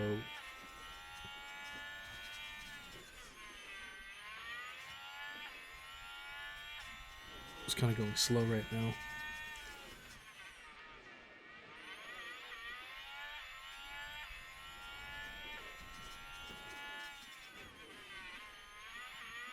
Yeah, they definitely need to update that. I definitely agree with you there. They need to update it so that if you win the championship, then you get to pick your garage placement. Like how it is in real life. Much needed improvement in the replayability of the game. What happened? VSC. And here we've got a yellow flag. Yuki.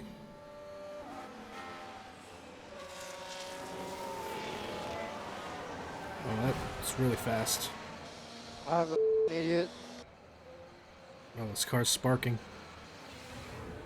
And clearly then, not what everyone in the garage would have...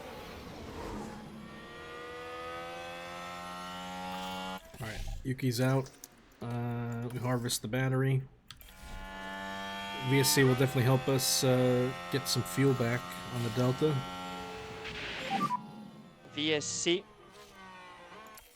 And I respect the delta. Stay positive. Copy. Oh, Lando gets a free pit stop, or quicker pit stop. Let's try and build this back up. Look at that. Lando coming out ahead here. He held it out and, yeah, got a free pit stop, essentially.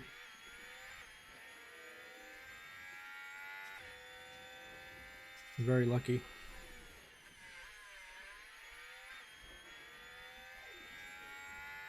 Now talk us through this one, Karun. So the Mercedes crew are out.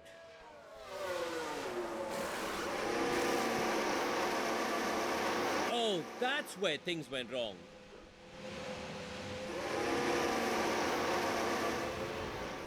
Slow wing change.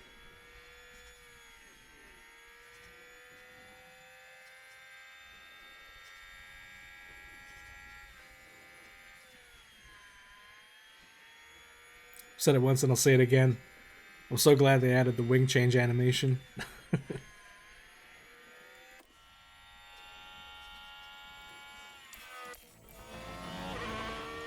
VSC's over. VSC ending. Copy.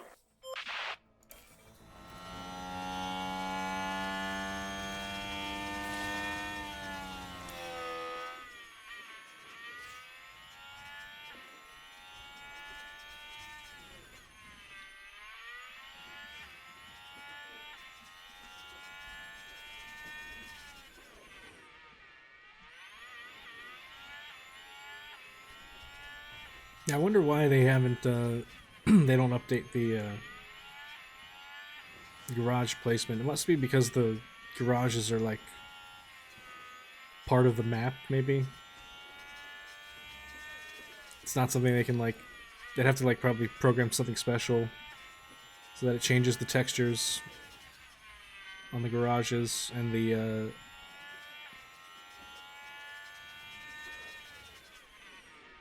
like whatever team is in it. Yeah, they're hard coded. Okay.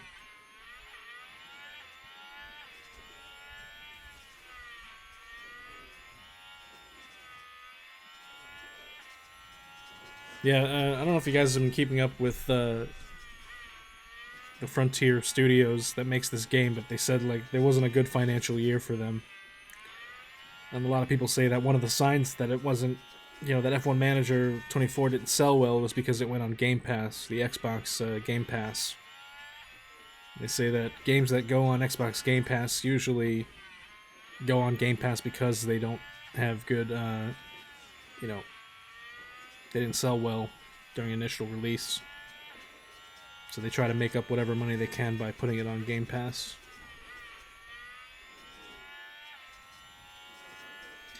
But yeah, I also saw someone had the same suggestion that I had, which was get a pit wall camera. Dude, if they had a pit wall camera, that'd be so awesome. The next step would be like a VR mode, so that you're on the pit wall, sitting in the seat there, like a real team principal, with all the screens in front of you. That would be cool.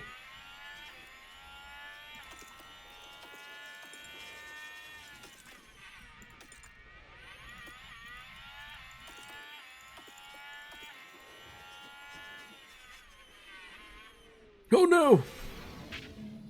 Now we're just proceeding through turn 4. And then the car Oh, what are you doing? goes. In the end, just a helpless passenger.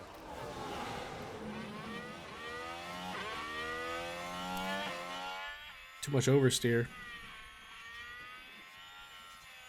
Oh man. Alright, you're lucky he kept P3. You're very lucky, Oliver. Ferrari's about to sneak up here though. Also, what'd that do to the tire wear? It's put a lot of heat into the tires. Oh, here comes Russell. Have you guys tried F123 with the VR headset? It's pretty cool. I have an Oculus Quest 2, and I've tried it like that.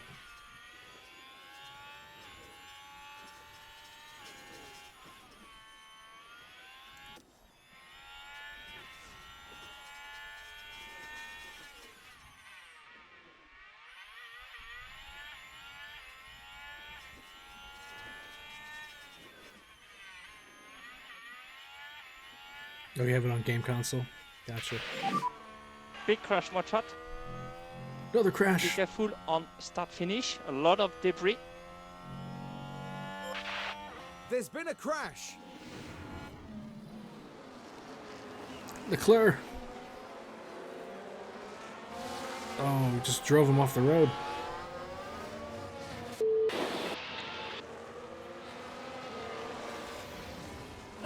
And for the crew watching on in the game. Is that going to be a penalty?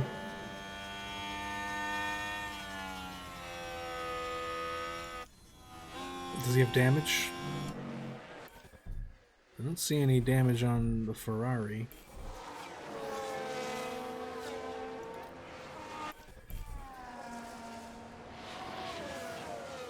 Yeah, looks like the Alpine has the damage on the front right part of the wing.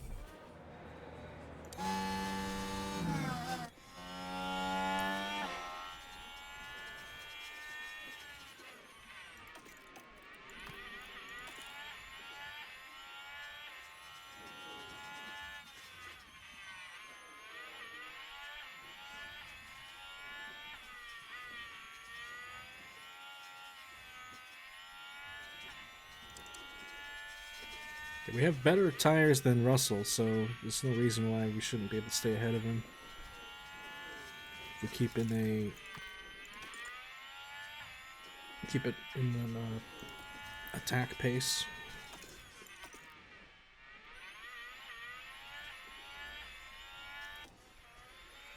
Yeah, Verstappen's at 53 on a soft tire. He's gonna have to pit well ahead of us.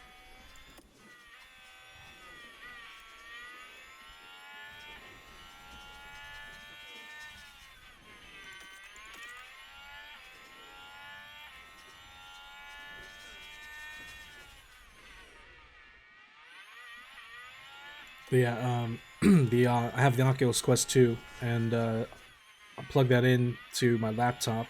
I have a gaming laptop that I use to hook up to my sim rig, and I played a couple of races of F1 23 with the headset. It's really cool. You can actually, turn your head and look at the, the apex. Makes it so much easier to control. And then when you have a pedal and wheels, it's just that much better too.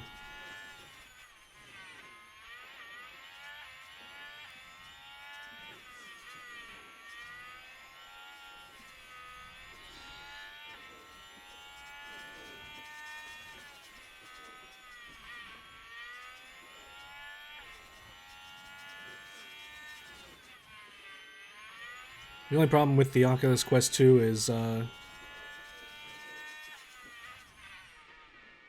it's a bit heavy.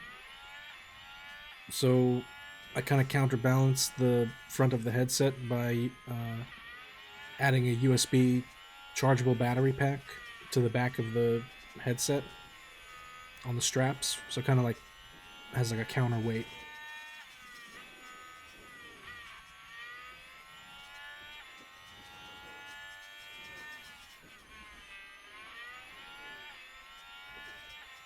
Yeah. Yeah, a lot of people say that, so the solution is, you basically have to buy something to counterbalance it, and if you buy a USB battery pack, that's usually pretty good, because you can basically just have extra, battery life on the headset, because it's 100% wireless if you use the Wi-Fi method.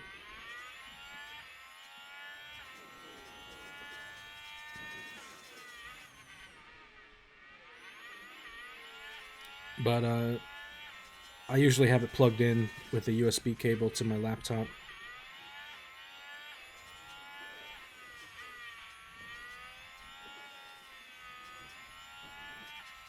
But I'm curious to try out the Quest 3 that came out recently.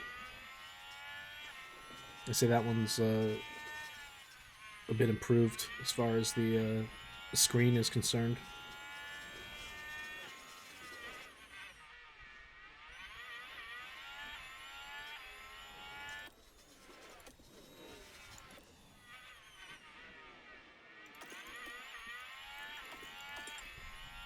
Damn, really fell back here. What happened?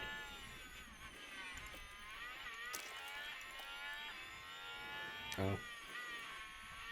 Forgot to use the battery. That's what happened.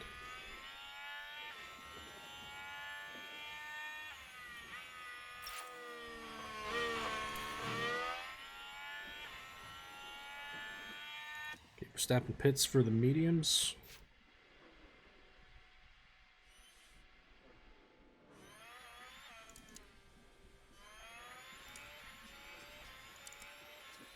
Okay, a 32.6 second gap on Verstappen.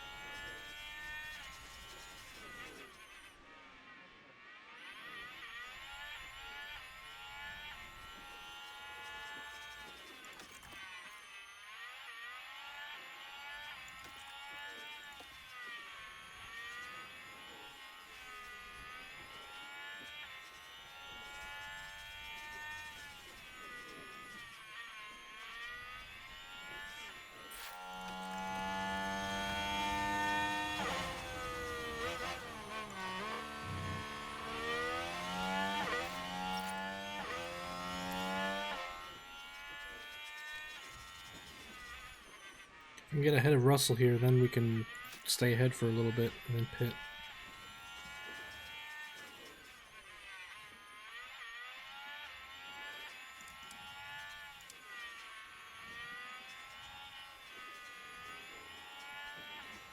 He's on a 38% hard tire.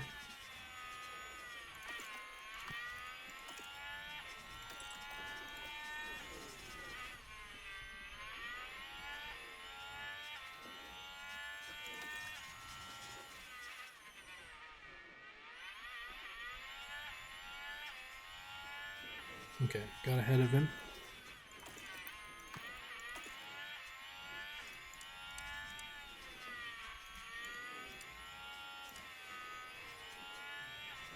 Okay, Verstappen's closed in 29.9 seconds.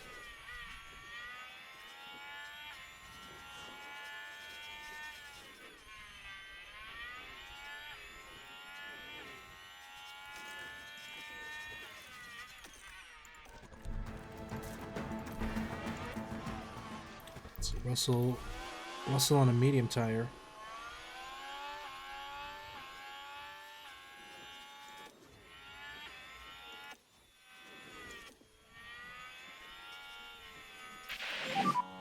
The window is open.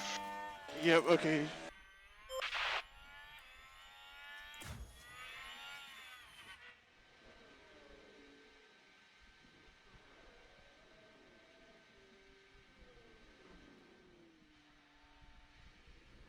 .5.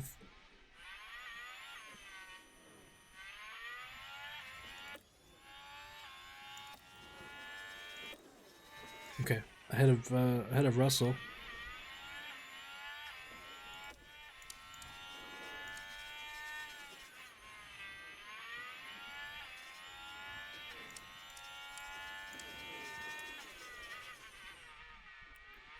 Okay, we're gonna have to pit Albon here pretty soon too.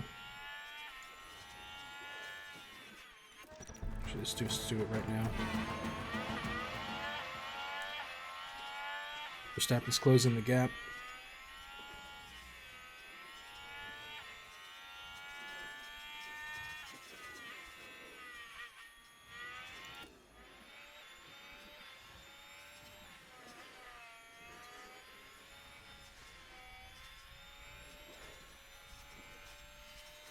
Oh, pit stop issue. No. Okay. That's fine. What was that?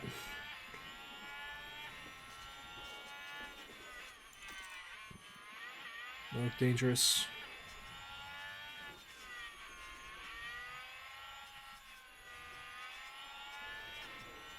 Okay, Leclerc, get out of the way. You're on 32% hard tires.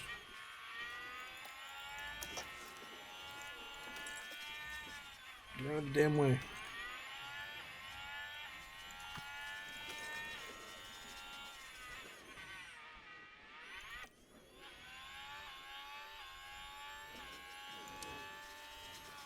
Just disappear.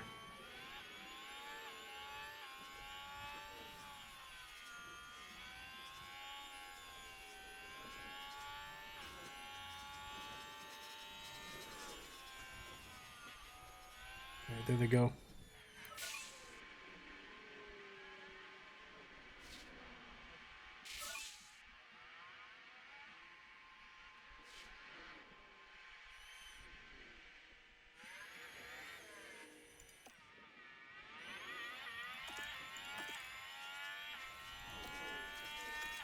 Okay, gotta maintain the tire temps.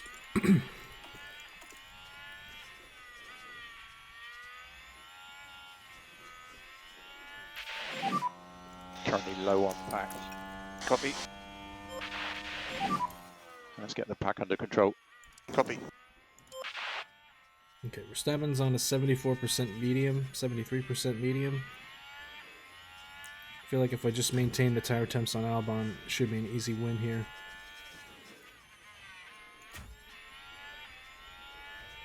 Now for Behrman, he's doing a 105.9, and Sainz is doing a 106.4, so We should be able to close this gap to Sainz.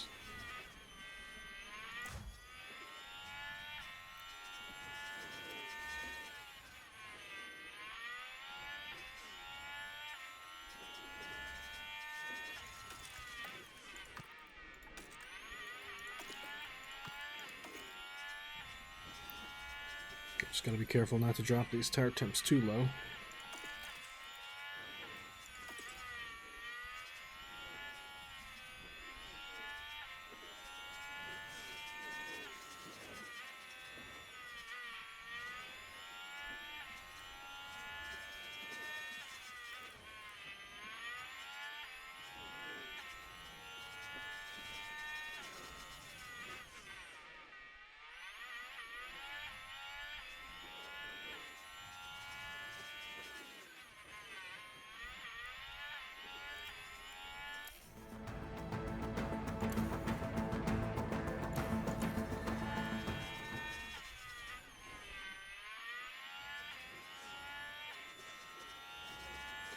Okay, I think that's how he was doing it. Sainz had DRS from the back marker.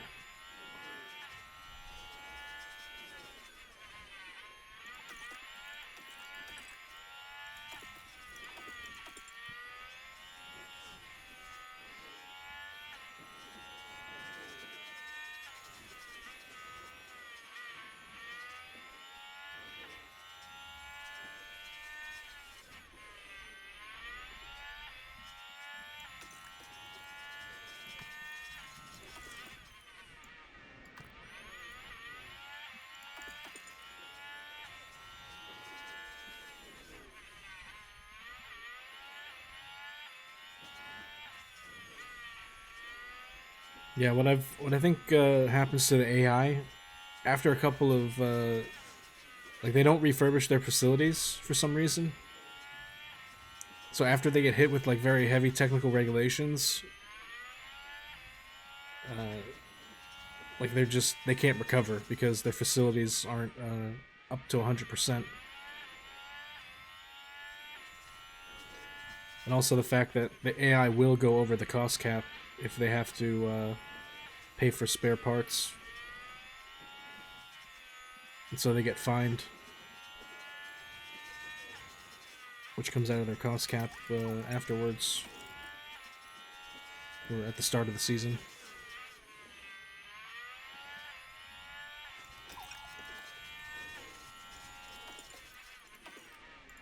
Okay, 10 laps to go, and now caught up to Sainz. Blue flag.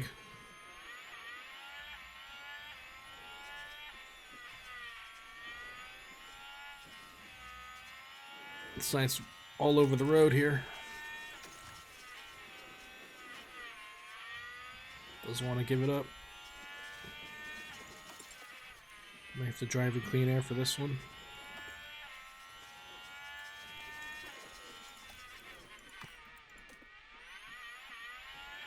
There you go.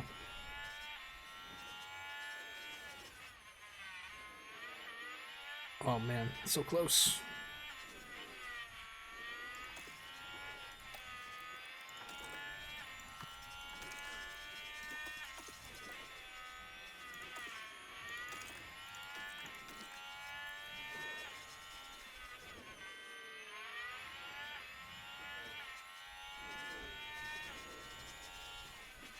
Can you do it now, please?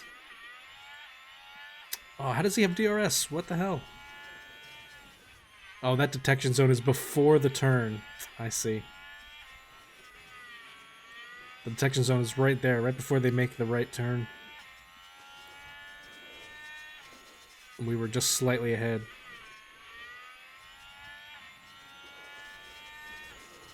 Oh, imagine if they had online head-to-head F1 Manager.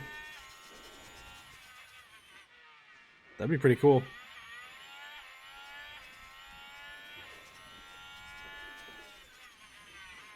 Although it's like, yeah, you have to kind of synchronize the race speed.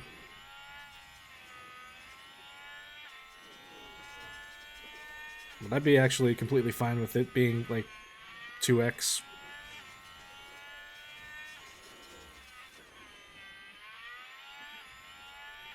But yeah. Yeah, you were saying how Football Manager has, right? Football Manager has the pause mode or speed modes in it on their multiplayer. If they could take a note from Sega's playbook there. Oh, come on, Bearman. What are you doing?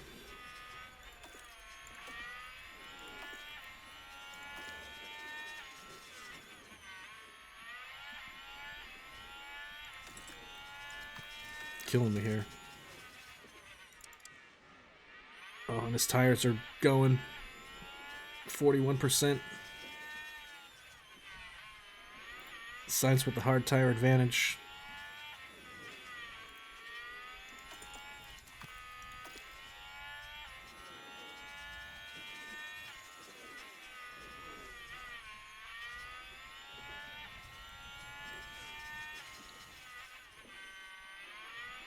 I think I destroyed Bearman's tires too fast.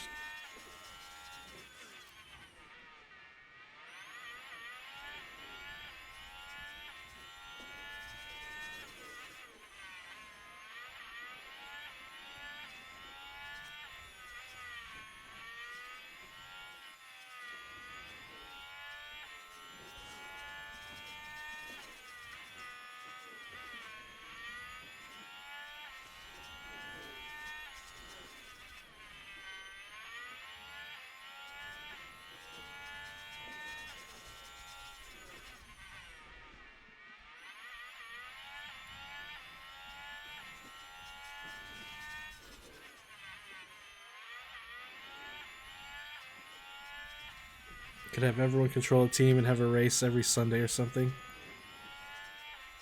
That'd be awesome.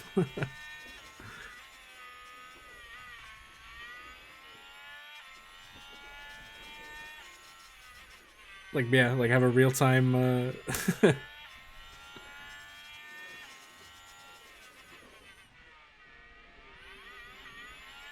like a real-time season. But obviously, you know, every week or whatever, have the race run.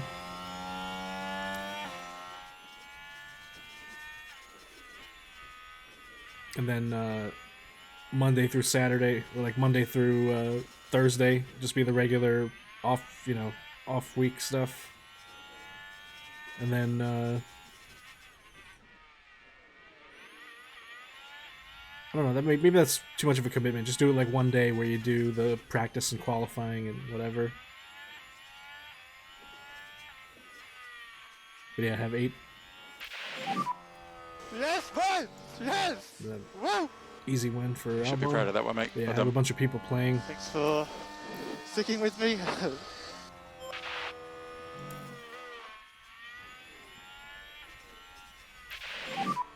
That's the checker.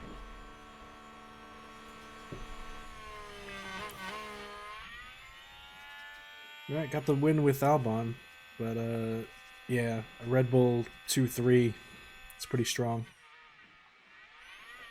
But we're ahead of Ferrari, so should still be number 1 in the constructors and the drivers championship. Actually, Sainz got ahead of Verstappen, so that's less points for Max. Now that's a really fantastic result for the Williams driver. What a brilliant race that was for the team. They just did everything right, the driver included, of course. Well, they've been waiting for this, haven't they? Yeah, a little unfortunate that lost a couple places there, but still a strong showing. 194 to Verstappen's 123. Yeah, if they probably, if this were the real Red Bull, there would be a team order for Sainz to let Max pass. Right? What do you think? You think Sainz the kind of guy that would ignore a team order? I mean, he essentially did that with Ferrari, right? The stop inventing.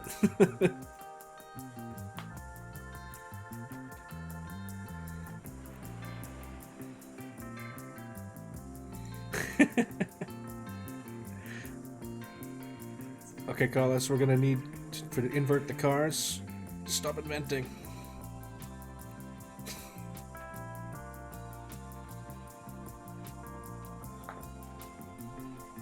I gotta play it. I gotta play it.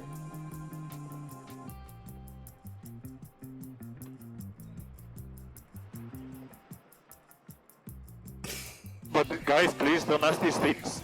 Please, please. Let's say stop inventing. Stop inventing.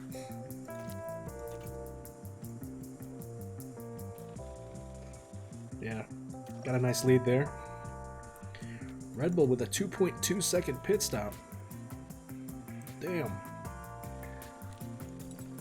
Still number one in the DHL though by a lot of points. Yeah, if we didn't have this one pit stop issue, it would have been perfect, but whatever.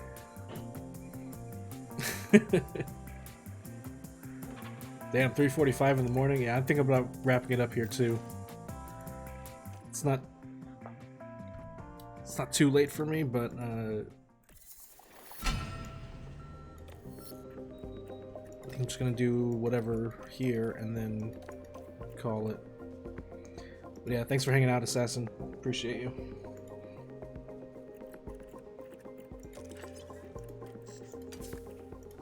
Okay, replace this. Okay, we need more suspensions.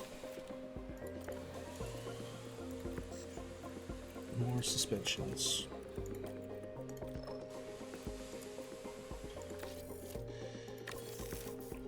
Next stream I should be on tomorrow night.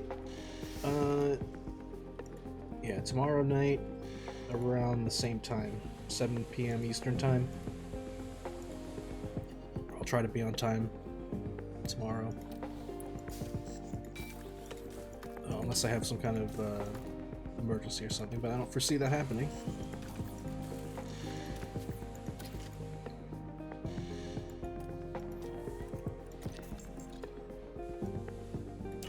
But I think this is going to be the season where we get the where we get both titles, WDC and WCC. Where are we at in the cost cap? We have 46 million left in the cost cap, according to the projected balance, and facilities, we need to refurbish this one.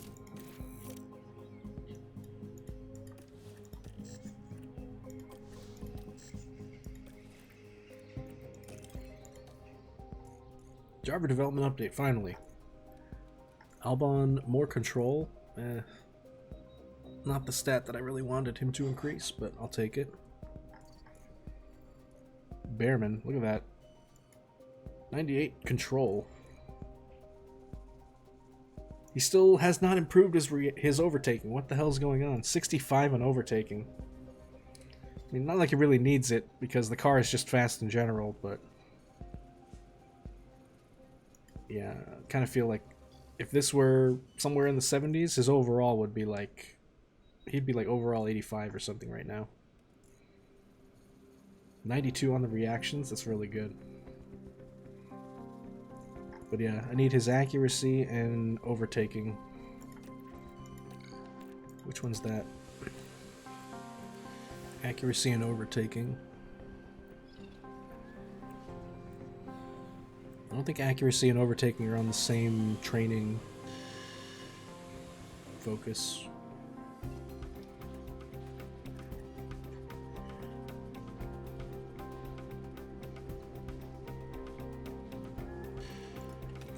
Yeah, I kind of did prefer the point system, as unrealistic as it was.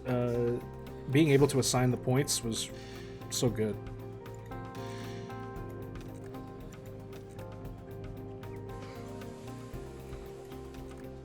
I mean, I could always use the mod, you know, the database editor and mod it the way I want, but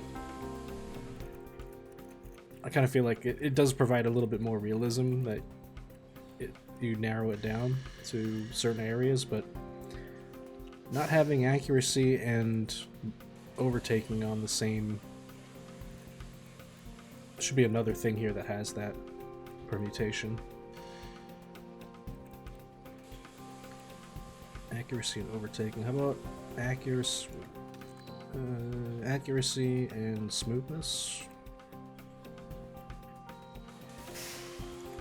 Should just race strategy. We could do smoothness, reactions, and overtaking.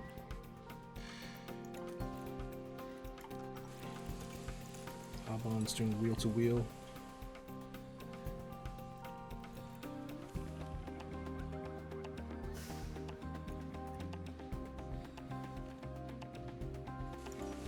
Let's do driving standards.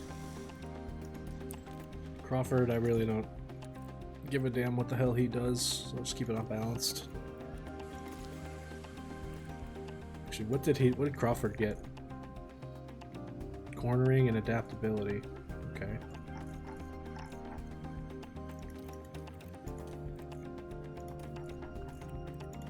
I'll probably never use Crawford. Like once I win both titles, both the drivers and the constructors, then I'm going to switch to a different team.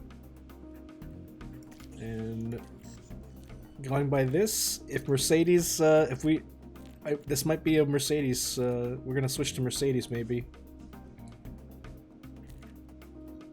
If the season continues the way it's going and Mercedes is last in the constructors,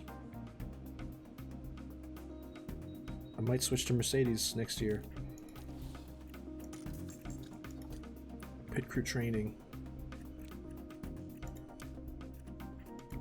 Keep it pit stop time focused. And as far as these go, make sure we have enough rest before Silverstone. Yeah, we're gonna need to take away some of these gym trainings.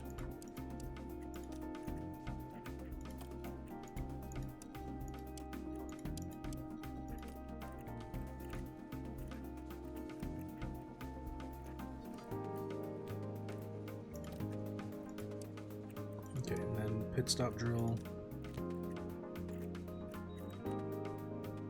puts it at 8%.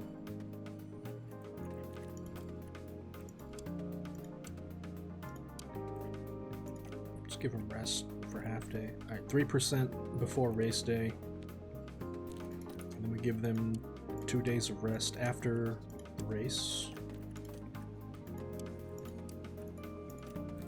And then this car building becomes pit stop drills.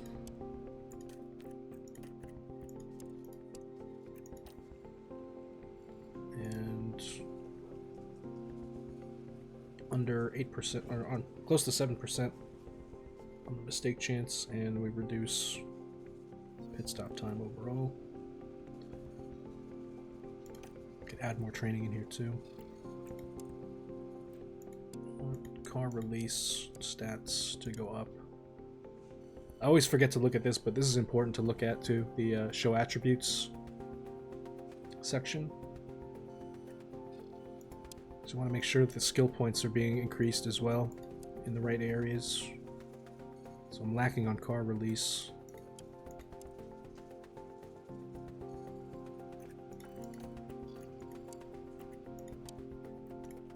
One balanced, one car release.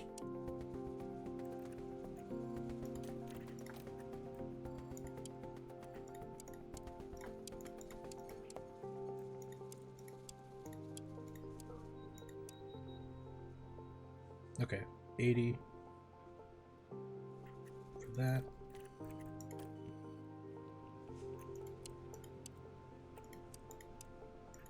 Another gym training.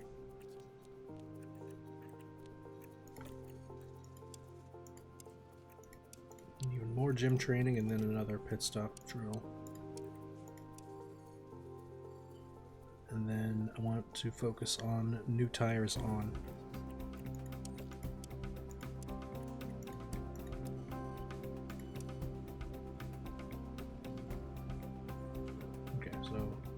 Bring every stat up now to 80. Of course, car building is our worst stat, but it's honestly not important. Well, not important if you're not making any setup changes during practice.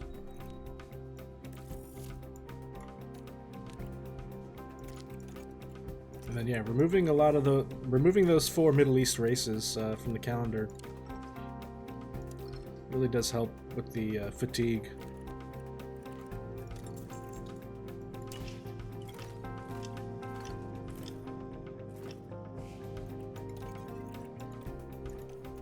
Sporting changes. Double points for the last race. Sure, let's vote for that. I bet you if I vote for this, they're gonna vote against it. Watch.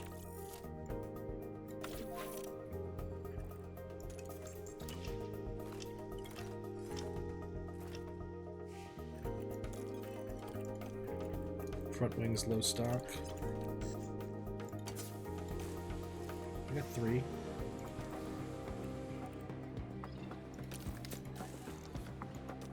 Oh, we're probably going to need a new set of side pods after this. Although I have one coming out. The new design should be ready pretty soon.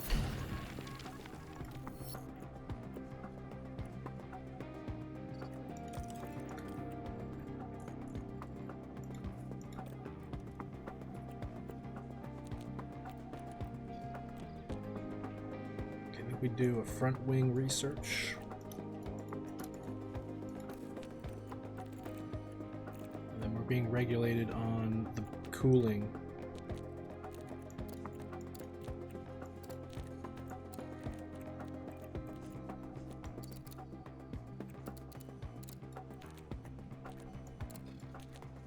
Cooling is getting a minus 30% reduction.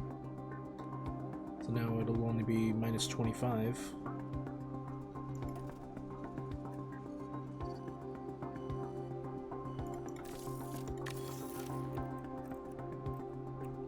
Put the extra engineers on these designs.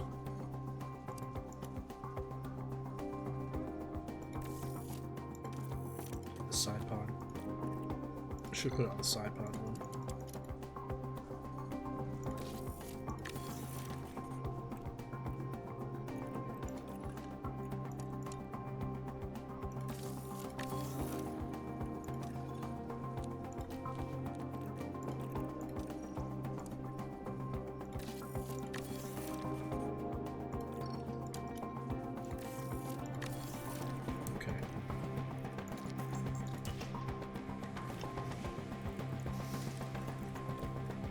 Engineer driver tension. Tension between Albon and Irwin has been resolved. Arrange a meeting. Albon gets plus morale, minus aggression, and plus affinity. Nice happy ending for that.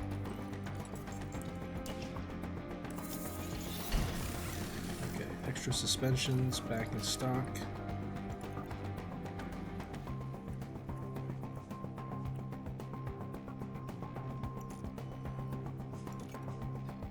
We still have suspensions for Car 2, so we can probably just leave Car 2 on the older spec again.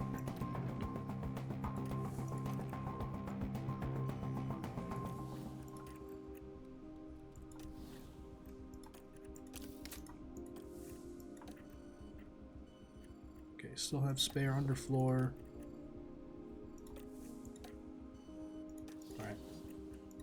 So probably towards the end of the season we'll bring Car 2 up to spec.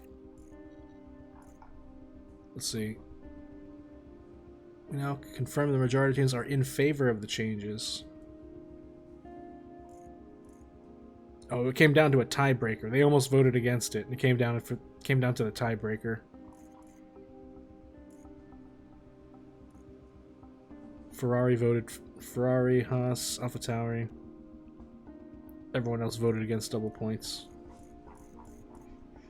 See, it was really close. If it wasn't for the tiebreaker, which could have been a 50-50 either way, they would have voted against it.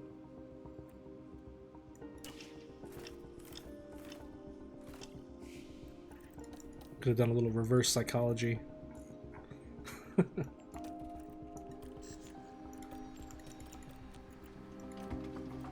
Basically, that's what happened when they got rid of they brought the number of powertrain parts down.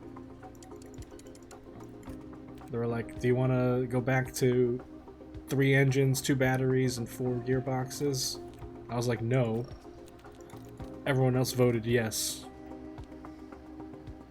It's like, what the hell, man?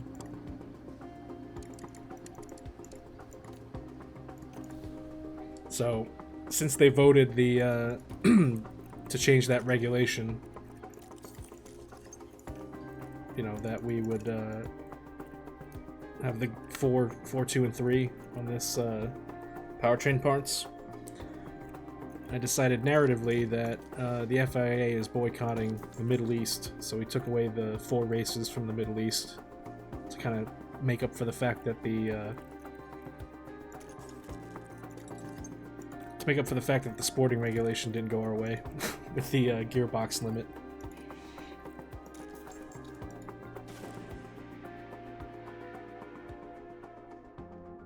Because, yeah, it's impossible to stay under the cost cap. I feel like it's almost impossible to stay under the cost cap when you have to buy 1 extra engine, battery, and ERS for each car.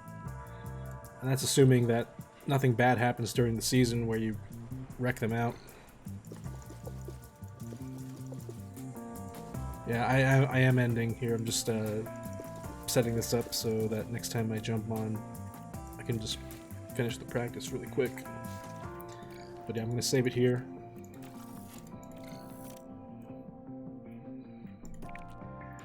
Let's see, do we have any raid targets? Anyone we want to raid? Take any suggestions for raids?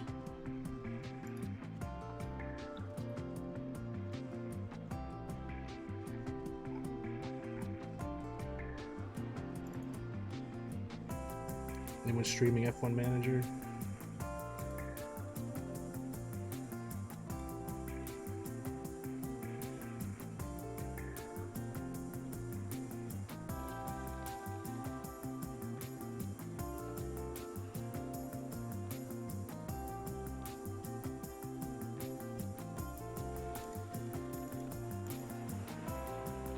Alright.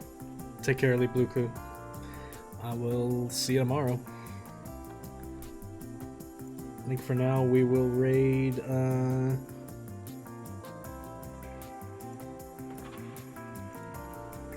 this guy. PFC 23 Bucko. Looks like he's on season 2.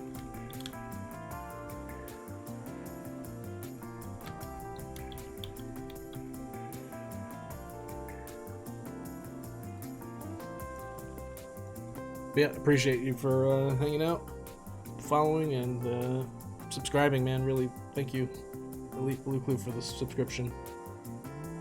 And I'll see you tomorrow. Have a good one.